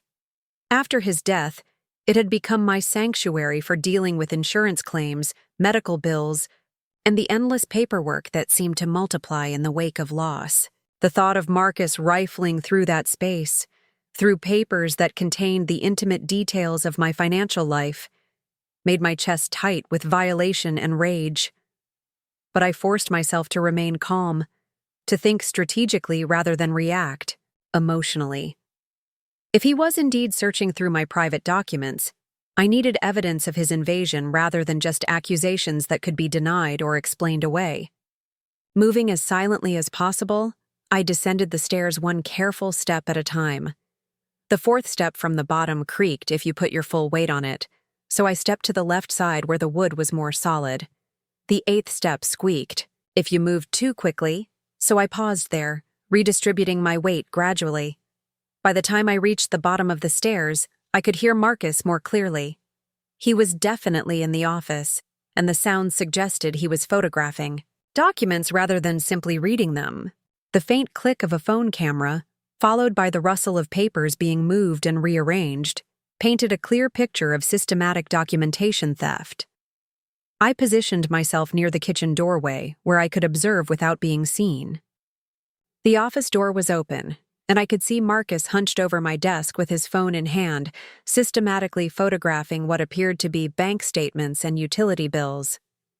His movements were efficient and practiced, suggesting this wasn't his first such expedition into my private papers. The violation was breathtaking in its completeness. He wasn't just casually snooping through my mail or glancing at papers left on the desk. This was a deliberate, organized invasion of my financial privacy, conducted with the kind of methodical thoroughness that suggested specific goals rather than idle curiosity. I watched him photograph my bank statements, credit card bills, insurance policies, and tax documents. He seemed particularly interested in anything related to the house itself, the property tax assessments, homeowners' insurance information, and what appeared to be the original mortgage documents I'd kept for sentimental reasons, even though the house had been paid off for years. The pieces of a larger puzzle began clicking into place in my mind. The property management representatives who'd visited yesterday, Marcus's mysterious phone call about solutions to our housing situation, his suggestions about rental conversion, his exaggerated claims about utility costs. None of these were random events or simple responses to job search stress. They were part of a coordinated effort to gather information about my property and financial situation. But for what purpose? What was Marcus planning that required such detailed knowledge of my assets and expenses? I remained hidden in the shadows for another 10 minutes, watching him work his way through my filing system with disturbing familiarity. He knew exactly where to look for specific types of documents, suggesting he'd been through these papers before. How many other pre-dawn expeditions had he conducted while Sarah and I slept trustingly upstairs? When Marcus finally began replacing the papers in their folders, I retreated back up the stairs as quietly as I'd descended. My heart was pounding with adrenaline and anger, but I forced myself to think clearly about what I'd witnessed and what it meant. Back in my bedroom, I sat on the edge of the bed and tried to process the implications of Marcus's nocturnal activities. The man living in my house, eating my food, benefiting from my generosity, was systematically stealing information about my most private financial affairs. The betrayal was stunning in its callousness, but it was also evidence of something much more serious than household tension or unemployment stress. This was planning. This was preparation for something that required detailed knowledge of my assets and vulnerabilities. And given Marcus's recent suggestions about changing my living arrangements, I had a growing suspicion about what that something might be. I spent the remaining hours before dawn lying awake, staring at the ceiling, and considering my options. Confronting Marcus directly would only alert him that I'd discovered his activities, potentially forcing him to accelerate whatever timeline he was working toward. But remaining silent felt like enabling him to continue violating my privacy and advancing his mysterious agenda. By the time the sun began filtering through my bedroom curtains, I'd made a decision. I would continue gathering information about Marcus's activities, while simultaneously taking steps to protect myself and my property. If he wanted to play games of deception and manipulation, I would learn the rules and play to win. The morning. Routine proceeded with careful normalcy. I dressed and went downstairs at my usual time, prepared coffee, and settled at the kitchen table with the newspaper as if nothing had changed. Marcus appeared 20 minutes later, looking well-rested and satisfied in a way that made my skin crawl now that I knew how he'd spent his early morning hours. "Sleep well?" he asked, with what might have been genuine inquiry or subtle mockery. "Very well, thank you," I replied evenly. "You're up early again today." "Early bird catches the worm," Marcus said with a smile that didn't reach his eyes. "Lots to accomplish today." I wondered what those accomplishments might involve, what next steps his document photography session had enabled. "More job interviews?" "Among other things," Marcus replied vaguely. "I'm exploring several different opportunities right now." Sarah joined us shortly afterward, looking marginally more rested than she had in recent days. Our conversation the previous evening seemed to have provided some relief from the constant tension of trying to navigate Marcus's moods and demands. "Any interesting plans for today, Mom?" she asked, settling into her chair with coffee. "I thought I might do some organizing," I said carefully. "Go through old papers and documents. Make sure everything is properly filed and up to date." Marcus's coffee cup paused halfway to his lips, a subtle reaction that confirmed my suspicion about his nighttime activities. "Spring cleaning already? It's barely summer." "It's never too early to get organized," I replied pleasantly. "Besides, I want to make sure all my important documents are easily accessible in case I ever need them quickly." The threat was subtle but clear. If Marcus wanted to play games with my private papers, he should know that I was paying attention to their condition and location. Any future tampering would be detected and documented. "That sounds like a good project," Sarah said supportively. "Do you want help with anything?" "I might take you up on that," I said, though I had no intention of involving Sarah in what was becoming a strategic battle with her husband. "It'll depend on how much energy I have for sorting through decades of paperwork." After Marcus and Sarah left for their respective days, I immediately went to my office to assess the damage from the morning's violation. Everything appeared to be back in its proper place, but I knew that appearance was deceiving. Marcus was clearly experienced at conducting searches without leaving obvious traces. I spent an hour going through my files systematically, noting which documents showed signs of recent handling and which folders had been disturbed. The pattern that emerged was both comprehensive and concerning. Marcus had photographed virtually every document that could provide insight into my financial situation, property ownership, and potential vulnerabilities. My next step was a phone call to Janet Morrison, an attorney who'd helped me navigate the legal complexities following Harold's death. Janet had been Harold's law school classmate and had remained a trusted friend throughout the years. If anyone could help me understand the legal implications of what I'd discovered, it would be her. "Eleanor!"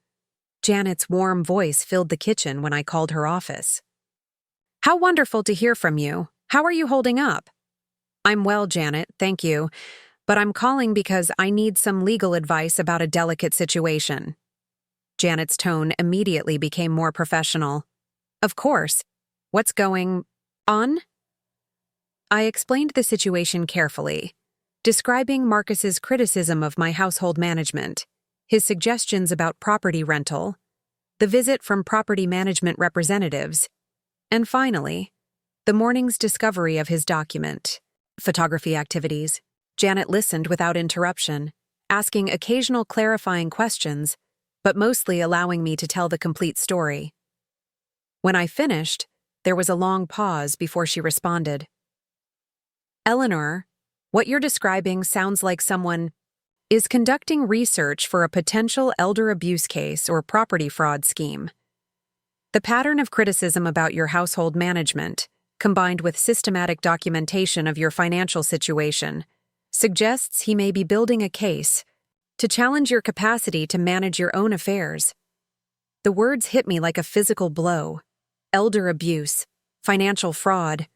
The possibility that Marcus's behavior was part of a calculated effort to steal my home felt like something from a television crime drama, too outrageous to be happening in my own life. "But that's ridiculous," I protested. "I'm perfectly capable of managing my affairs. I've been doing it successfully for years." "Of course you are," Janet said firmly. "But elder abuse cases rarely rely on actual incapacity.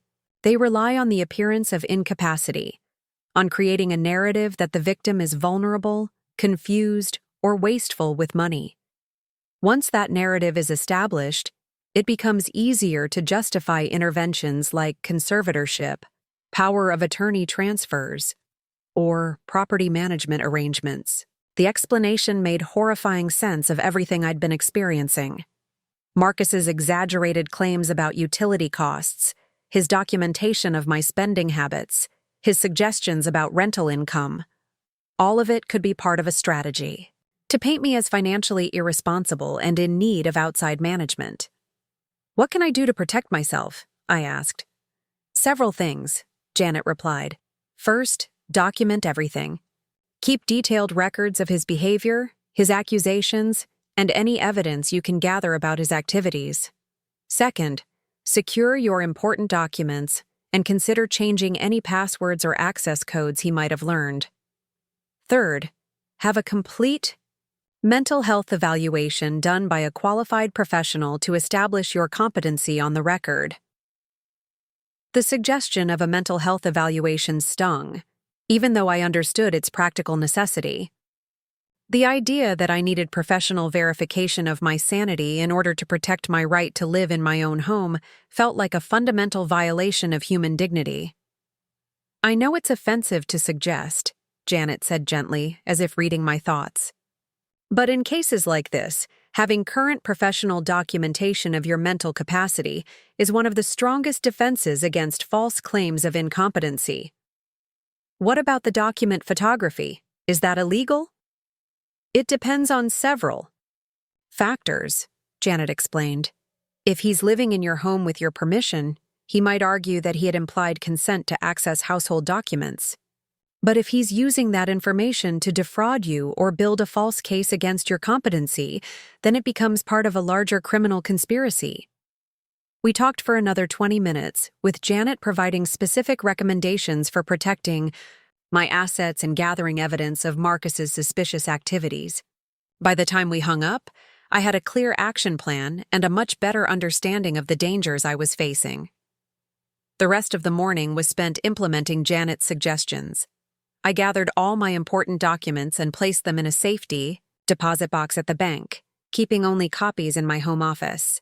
I changed the passwords on all my online accounts and arranged for paper statements to be mailed to Margaret's address temporarily. Most importantly, I called Dr. Patricia Hendricks, a geriatric psychiatrist Janet had recommended, and scheduled a comprehensive mental health evaluation for the following week.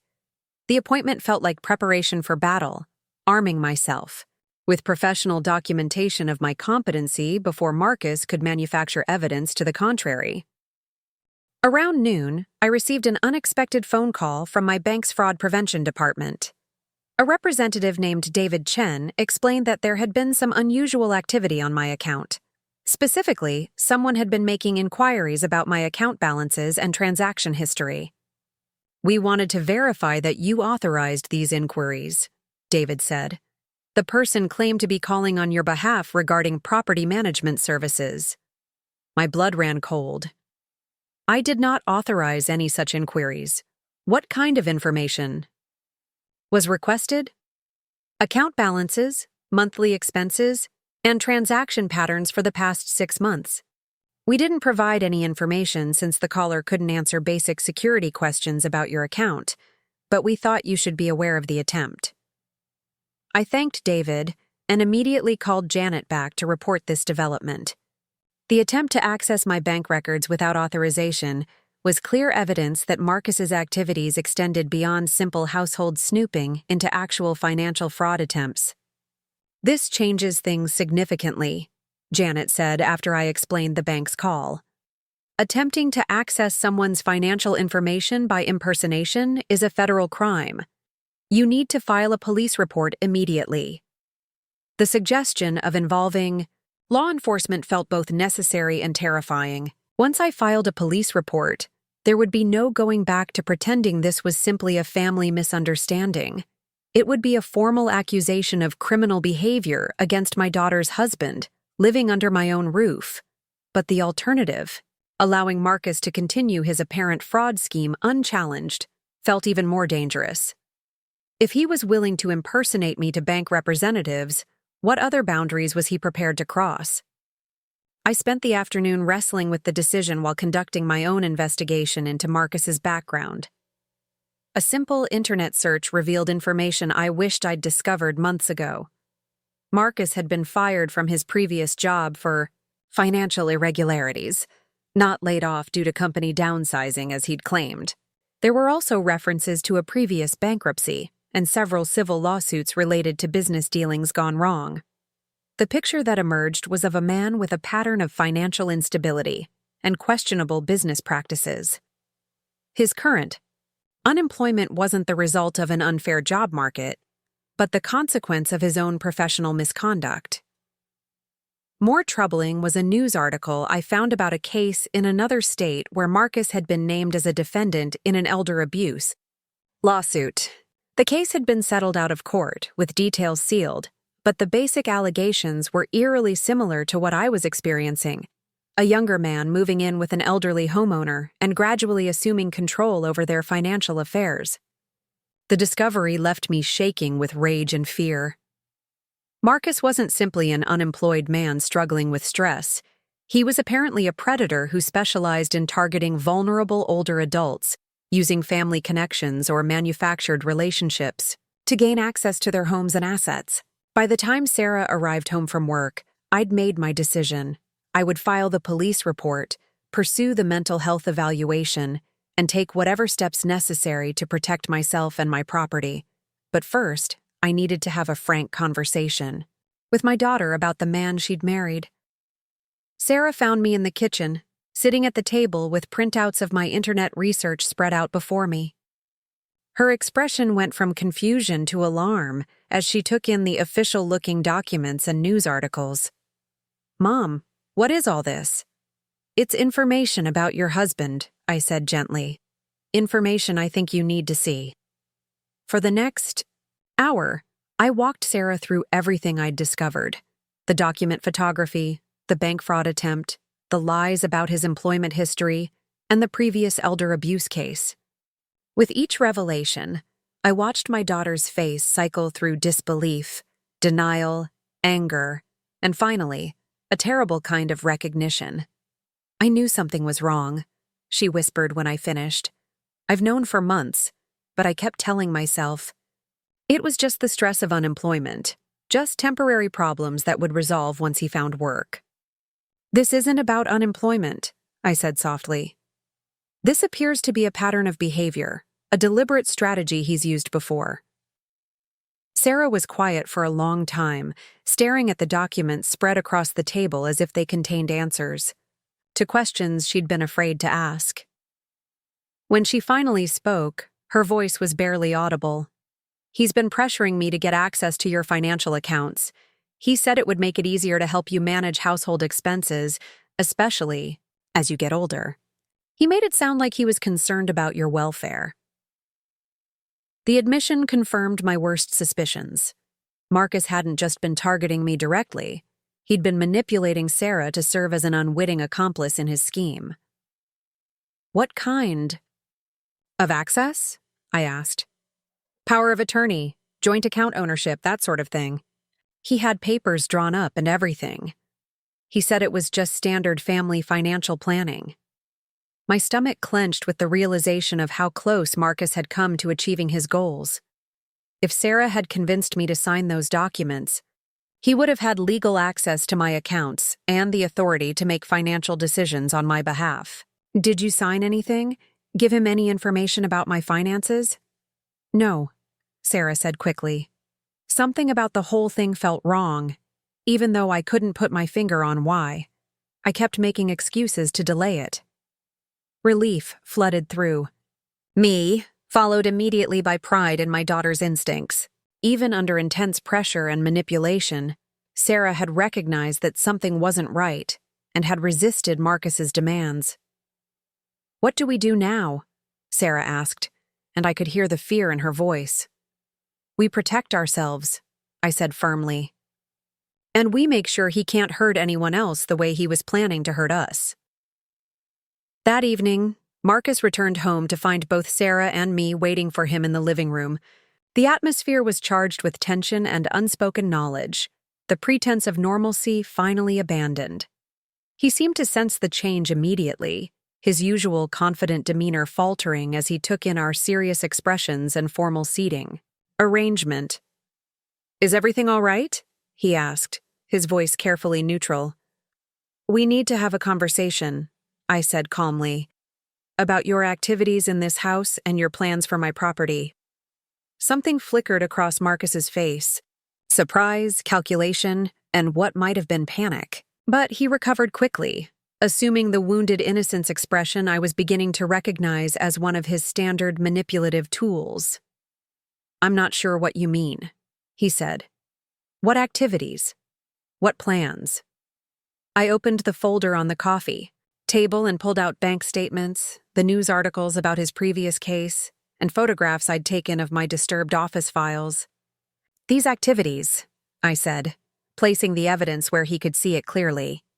"The systematic documentation of my financial information, the unauthorized attempts to access my bank records, the lies about your employment history and background."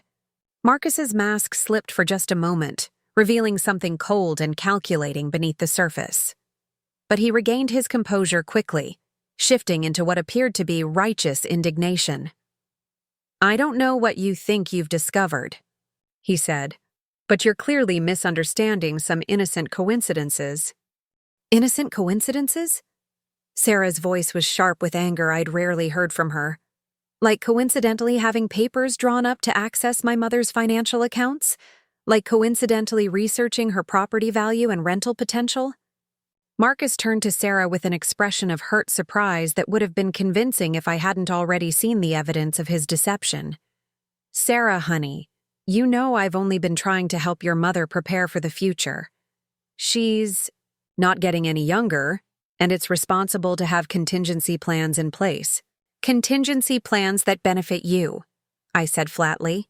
"Contingency plans that involve taking control of assets you have no legal right to manage." "That's a serious accusation," Marcus said, his tone shifting toward threat. "You should be very careful about making claims you can't substantiate." The implied warning hung in the air between us, but I felt no fear. Instead, I felt the calm clarity that comes from finally understanding the true nature of a threat and preparing to meet it head-on. "I have substantiated them," I said, picking up my phone. "Which is why I'll be filing a police report tomorrow, warning about the attempted bank fraud and the unauthorized access to my private documents." Marcus's composure cracked completely at the mention of police involvement. "You're making a mistake, Eleanor. You're going to regret this." "The only mistake I made," I replied evenly, "was trusting someone who saw my generosity as weakness and my home as a target." I stood up, signaling that the conversation was over.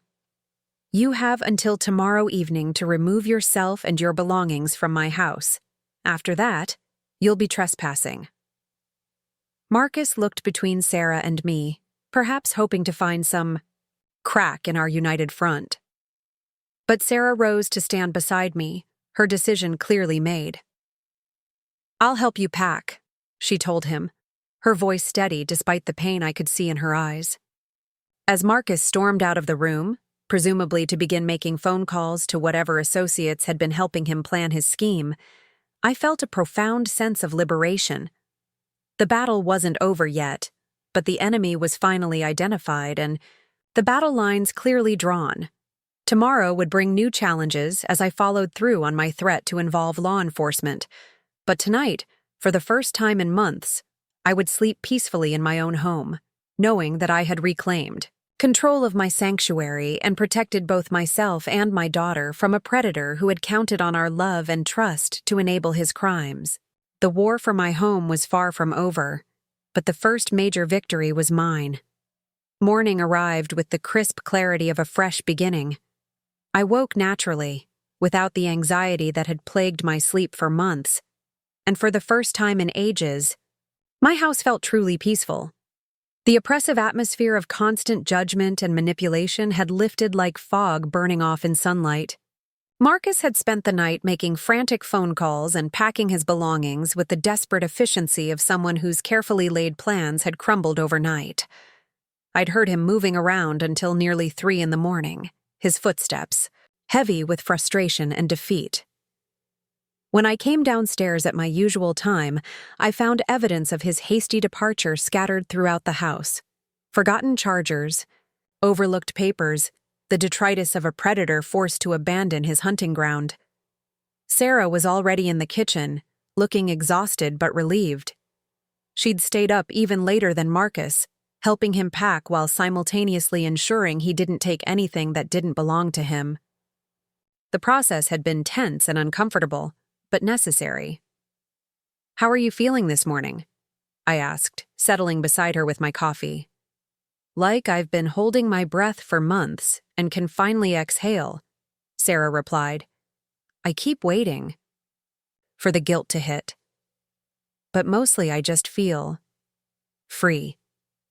I understood exactly what she meant.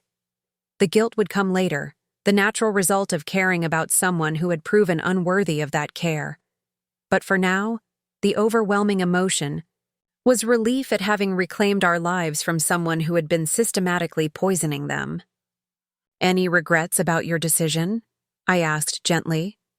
Sarah considered the question carefully before responding. "I regret that I didn't see what was happening sooner. I regret that I let him treat you the way he did for so long. But leaving him? No, that was the first healthy choice I've made in years." At 9 o'clock sharp, I called Detective Maria Rodriguez at the local police department. Janet had recommended her as someone experienced in financial crimes against elderly victims. Detective Rodriguez listened carefully as I explained the situation, asking detailed questions about Marcus's activities and the evidence I'd gathered. "Mrs. Hartwell, what you're describing is a textbook case of elder financial abuse," Detective Rodriguez said. "The pattern of behavior, the systematic gathering of financial information, the attempt to gain legal access to your accounts, it's all consistent with what we see in these cases." She arranged to come to the house that afternoon to take a formal statement and collect the evidence I'd assembled. She also explained that they would coordinate with federal authorities since Marcus's attempt to impersonate me to bank representatives constituted wire fraud, a federal offense. The rest of the morning passed in a blur of practical activities. I called my bank to alert them about the investigation and ensure additional security measures were in place on my accounts. I contacted my insurance company to report the incident and verify that my homeowner's policy included coverage for identity theft and financial fraud. Most importantly, I called the electric company with a specific question that had been nagging at me since this whole ordeal began. "I need to verify the amount of my electric bill from 3 months ago," I told the customer service representative. After a brief hold, she returned with the information. "That bill was for 190 watts, 47, Mrs. Hartwell. Is there a problem with your records?" $191. Not the $347 that Marcus had claimed with such authority and indignation. The lie had been even more elaborate than I'd realized, inflated by more than 80% to support his narrative about my wasteful spending habits. I thanked the representative and added this information to my growing file of evidence. Every lie Marcus had told, every manipulation he'd attempted, was becoming part of a documented pattern that would help ensure he faced consequences for his actions. Detective Rodriguez arrived promptly at 2 o'clock, a professional woman in her 40s who radiated competence and compassion in equal measure. She spent 3 hours going through my evidence, taking photographs of documents and recording detailed statements from both Sarah and me. "This is one of the most well-documented cases I've seen," she told me as we concluded. "Your attention to detail and systematic record-keeping will make prosecution much easier." She explained that Marcus would likely be charged with attempted elder abuse, wire fraud, and identity theft. The previous case I'd discovered in my internet research would also be reopened as part of a broader investigation into his activities. "What happens now?" Sarah asked. "We'll issue a warrant for his arrest within the next few days," Detective Rodriguez explained. "In the meantime, I recommend you both remain vigilant. Men like Marcus don't usually abandon their schemes quietly, especially when they've invested as much time and effort as he clearly did here." After the detective left, Sarah and I sat in the living room, processing the strange mix of victory and sadness that comes with successfully defending yourself against someone you'd once trusted. The house felt larger somehow, as if Marcus's presence had been compressing the very air within its walls. "I need to tell you something," Sarah said suddenly, "about the electric bill he complained about." "What about it?" "I saw the real bill that morning, after he made such a scene about it. I knew he was lying about the amount, but I was too much of a coward to call him out on it. The admission hurt, not because Sarah had failed to defend me, but because it revealed how thoroughly Marcus had intimidated her into silence. "Why didn't you say anything?" "Because I was afraid," Sarah said simply. Afraid of his anger, afraid of making things worse, afraid of admitting that I'd married someone capable of lying so easily about something so petty. I reached over and took her hand. Fear makes us all do things we're not proud of. What matters is that you found your courage when it really counted. We spent the evening talking about the future, about Sarah's plans to rebuild her life and my own hopes for reclaiming the peace and joy that had been slowly drained from my daily existence. It felt like planning a new life rather than simply returning to an old one. 3 days later, Detective Rodriguez called with news that Marcus had been arrested at a hotel downtown where he'd been staying since leaving my house. A search of his room had revealed extensive files on several other elderly individuals, suggesting my case was just one of many he'd been developing simultaneously. "He's been running this kind of scheme for years," Detective Rodriguez explained. "You weren't his first target, but because of your quick thinking and thorough documentation, you'll hopefully be his last." The relief I felt at knowing Marcus was in custody was profound, but it was tempered by sadness for his other victims who might not have been as fortunate or prepared as I'd been. The detective assured me that his arrest would likely lead to justice for those cases as well. 2 weeks later, I received a call that surprised me more than any of the dramatic revelations of recent months. It was from the electric company's customer service manager, apologizing for what they called an unfortunate billing error that had resulted in overcharges on my account for the past year. "We've identified a system glitch that was adding incorrect surcharges to accounts in your billing area," the manager explained. "You'll be receiving a refund check for $312 within the next 10 days. The irony was almost too perfect to believe.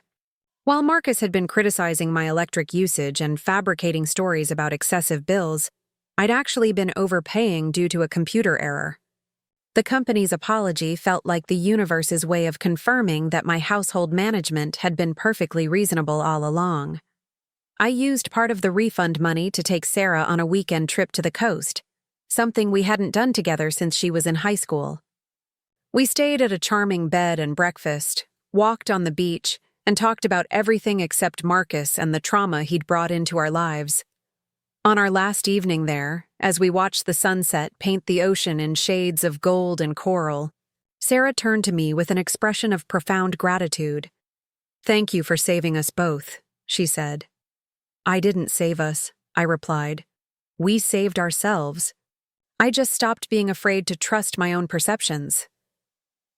"What made you finally realize what was happening?"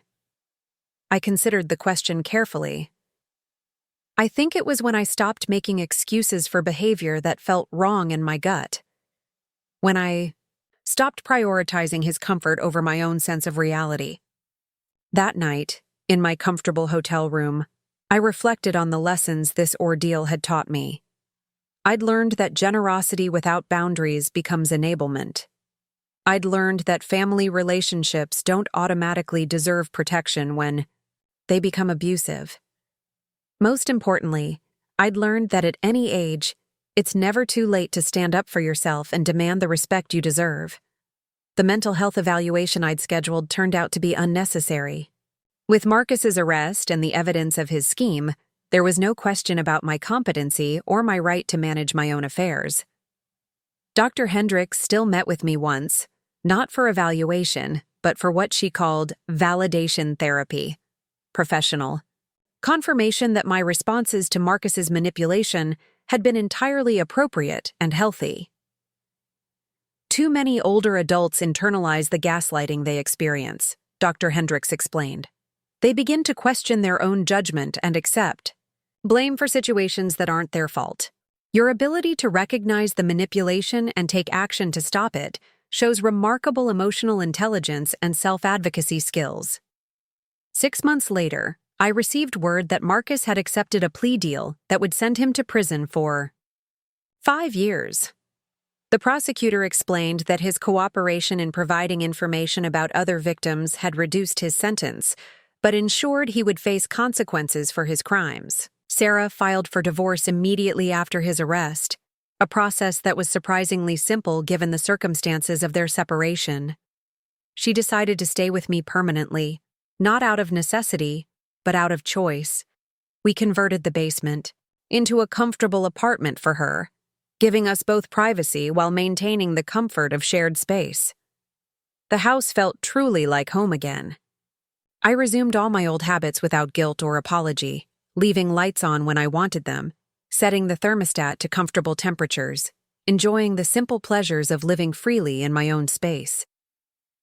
The garden Harold and I had planted thrived under renewed attention, and I added new flowers to celebrate what felt like a rebirth. Margaret Patterson became an even closer friend, joining me for regular coffee dates where we discussed everything from books to politics to the challenges of aging with dignity in a world that often devalues older adults. Her support during the crisis had been invaluable, and her friendship remained a source of strength and joy. I also became involved with a local organization that educates older adults about financial fraud and elder abuse. Speaking about my experience was difficult at first, but sharing my story helped other people recognize similar patterns in their own lives and take action to protect themselves. The most important thing to remember, I would tell audiences, is that you have the right to feel safe and respected in your own home, regardless of who might be living there temporarily. No one has the right to make you feel small or unwelcome in a space you've earned through decades of love and investment. 1 year after Marcus's arrest, I threw a party to celebrate what I privately thought of as my Independence Day. Sarah helped me plan it, and we invited neighbors, friends from church, members of my book club, and everyone who had supported me through the difficult months of recognizing and escaping Marcus's manipulation. As I looked around my living room, filled with people who genuinely cared about my well-being, I felt a deep sense of gratitude for the strength I'd found within myself. The woman who had allowed Marcus to make her feel guilty for using electricity in her own home felt like a stranger now, someone I barely recognized. The electric bill that had started this whole ordeal now sat framed on my office wall, not as a reminder of conflict, but as a symbol of victory. Below it, I'd mounted a small plaque with a quote that had become my personal motto. Never let anyone convince you that your comfort in your own space is too much to ask for. That evening, after the last guest had gone home and Sarah had retreated to her apartment downstairs, I sat in my favorite chair with a cup of tea and reflected on the journey that had brought me to this moment of peace. The lamp beside me cast warm light across the pages of a book I was reading for pleasure rather than distraction. The house was set to exactly the temperature I found comfortable.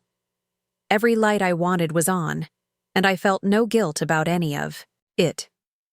At 69 years old, I had learned that sometimes the most important battles we fight are for the right to exist peacefully in our own spaces, to trust our own perceptions, and to refuse to be diminished by people who see our kindness as weakness. I had learned that self-advocacy isn't selfish, it's survival. Most importantly, I had learned that it's never too late to reclaim your power, protect your peace, and remind the world that just because you're older doesn't mean you're vulnerable. Sometimes the most radical act is simply refusing to disappear, refusing to apologize for taking up space in a life you've earned every right to enjoy. The electric bill that had seemed like such a source of shame and conflict had ultimately become the key to my liberation. And as I turned off the lamp that night, when I was ready, because I wanted to, on my own terms, I smiled at the thought that some battles are worth fighting, especially when the prize is your own sense of home. Up next, you've got 2 more standout stories right on your screen. If this one hit the mark, you won't want to pass these up. Just click and check them out.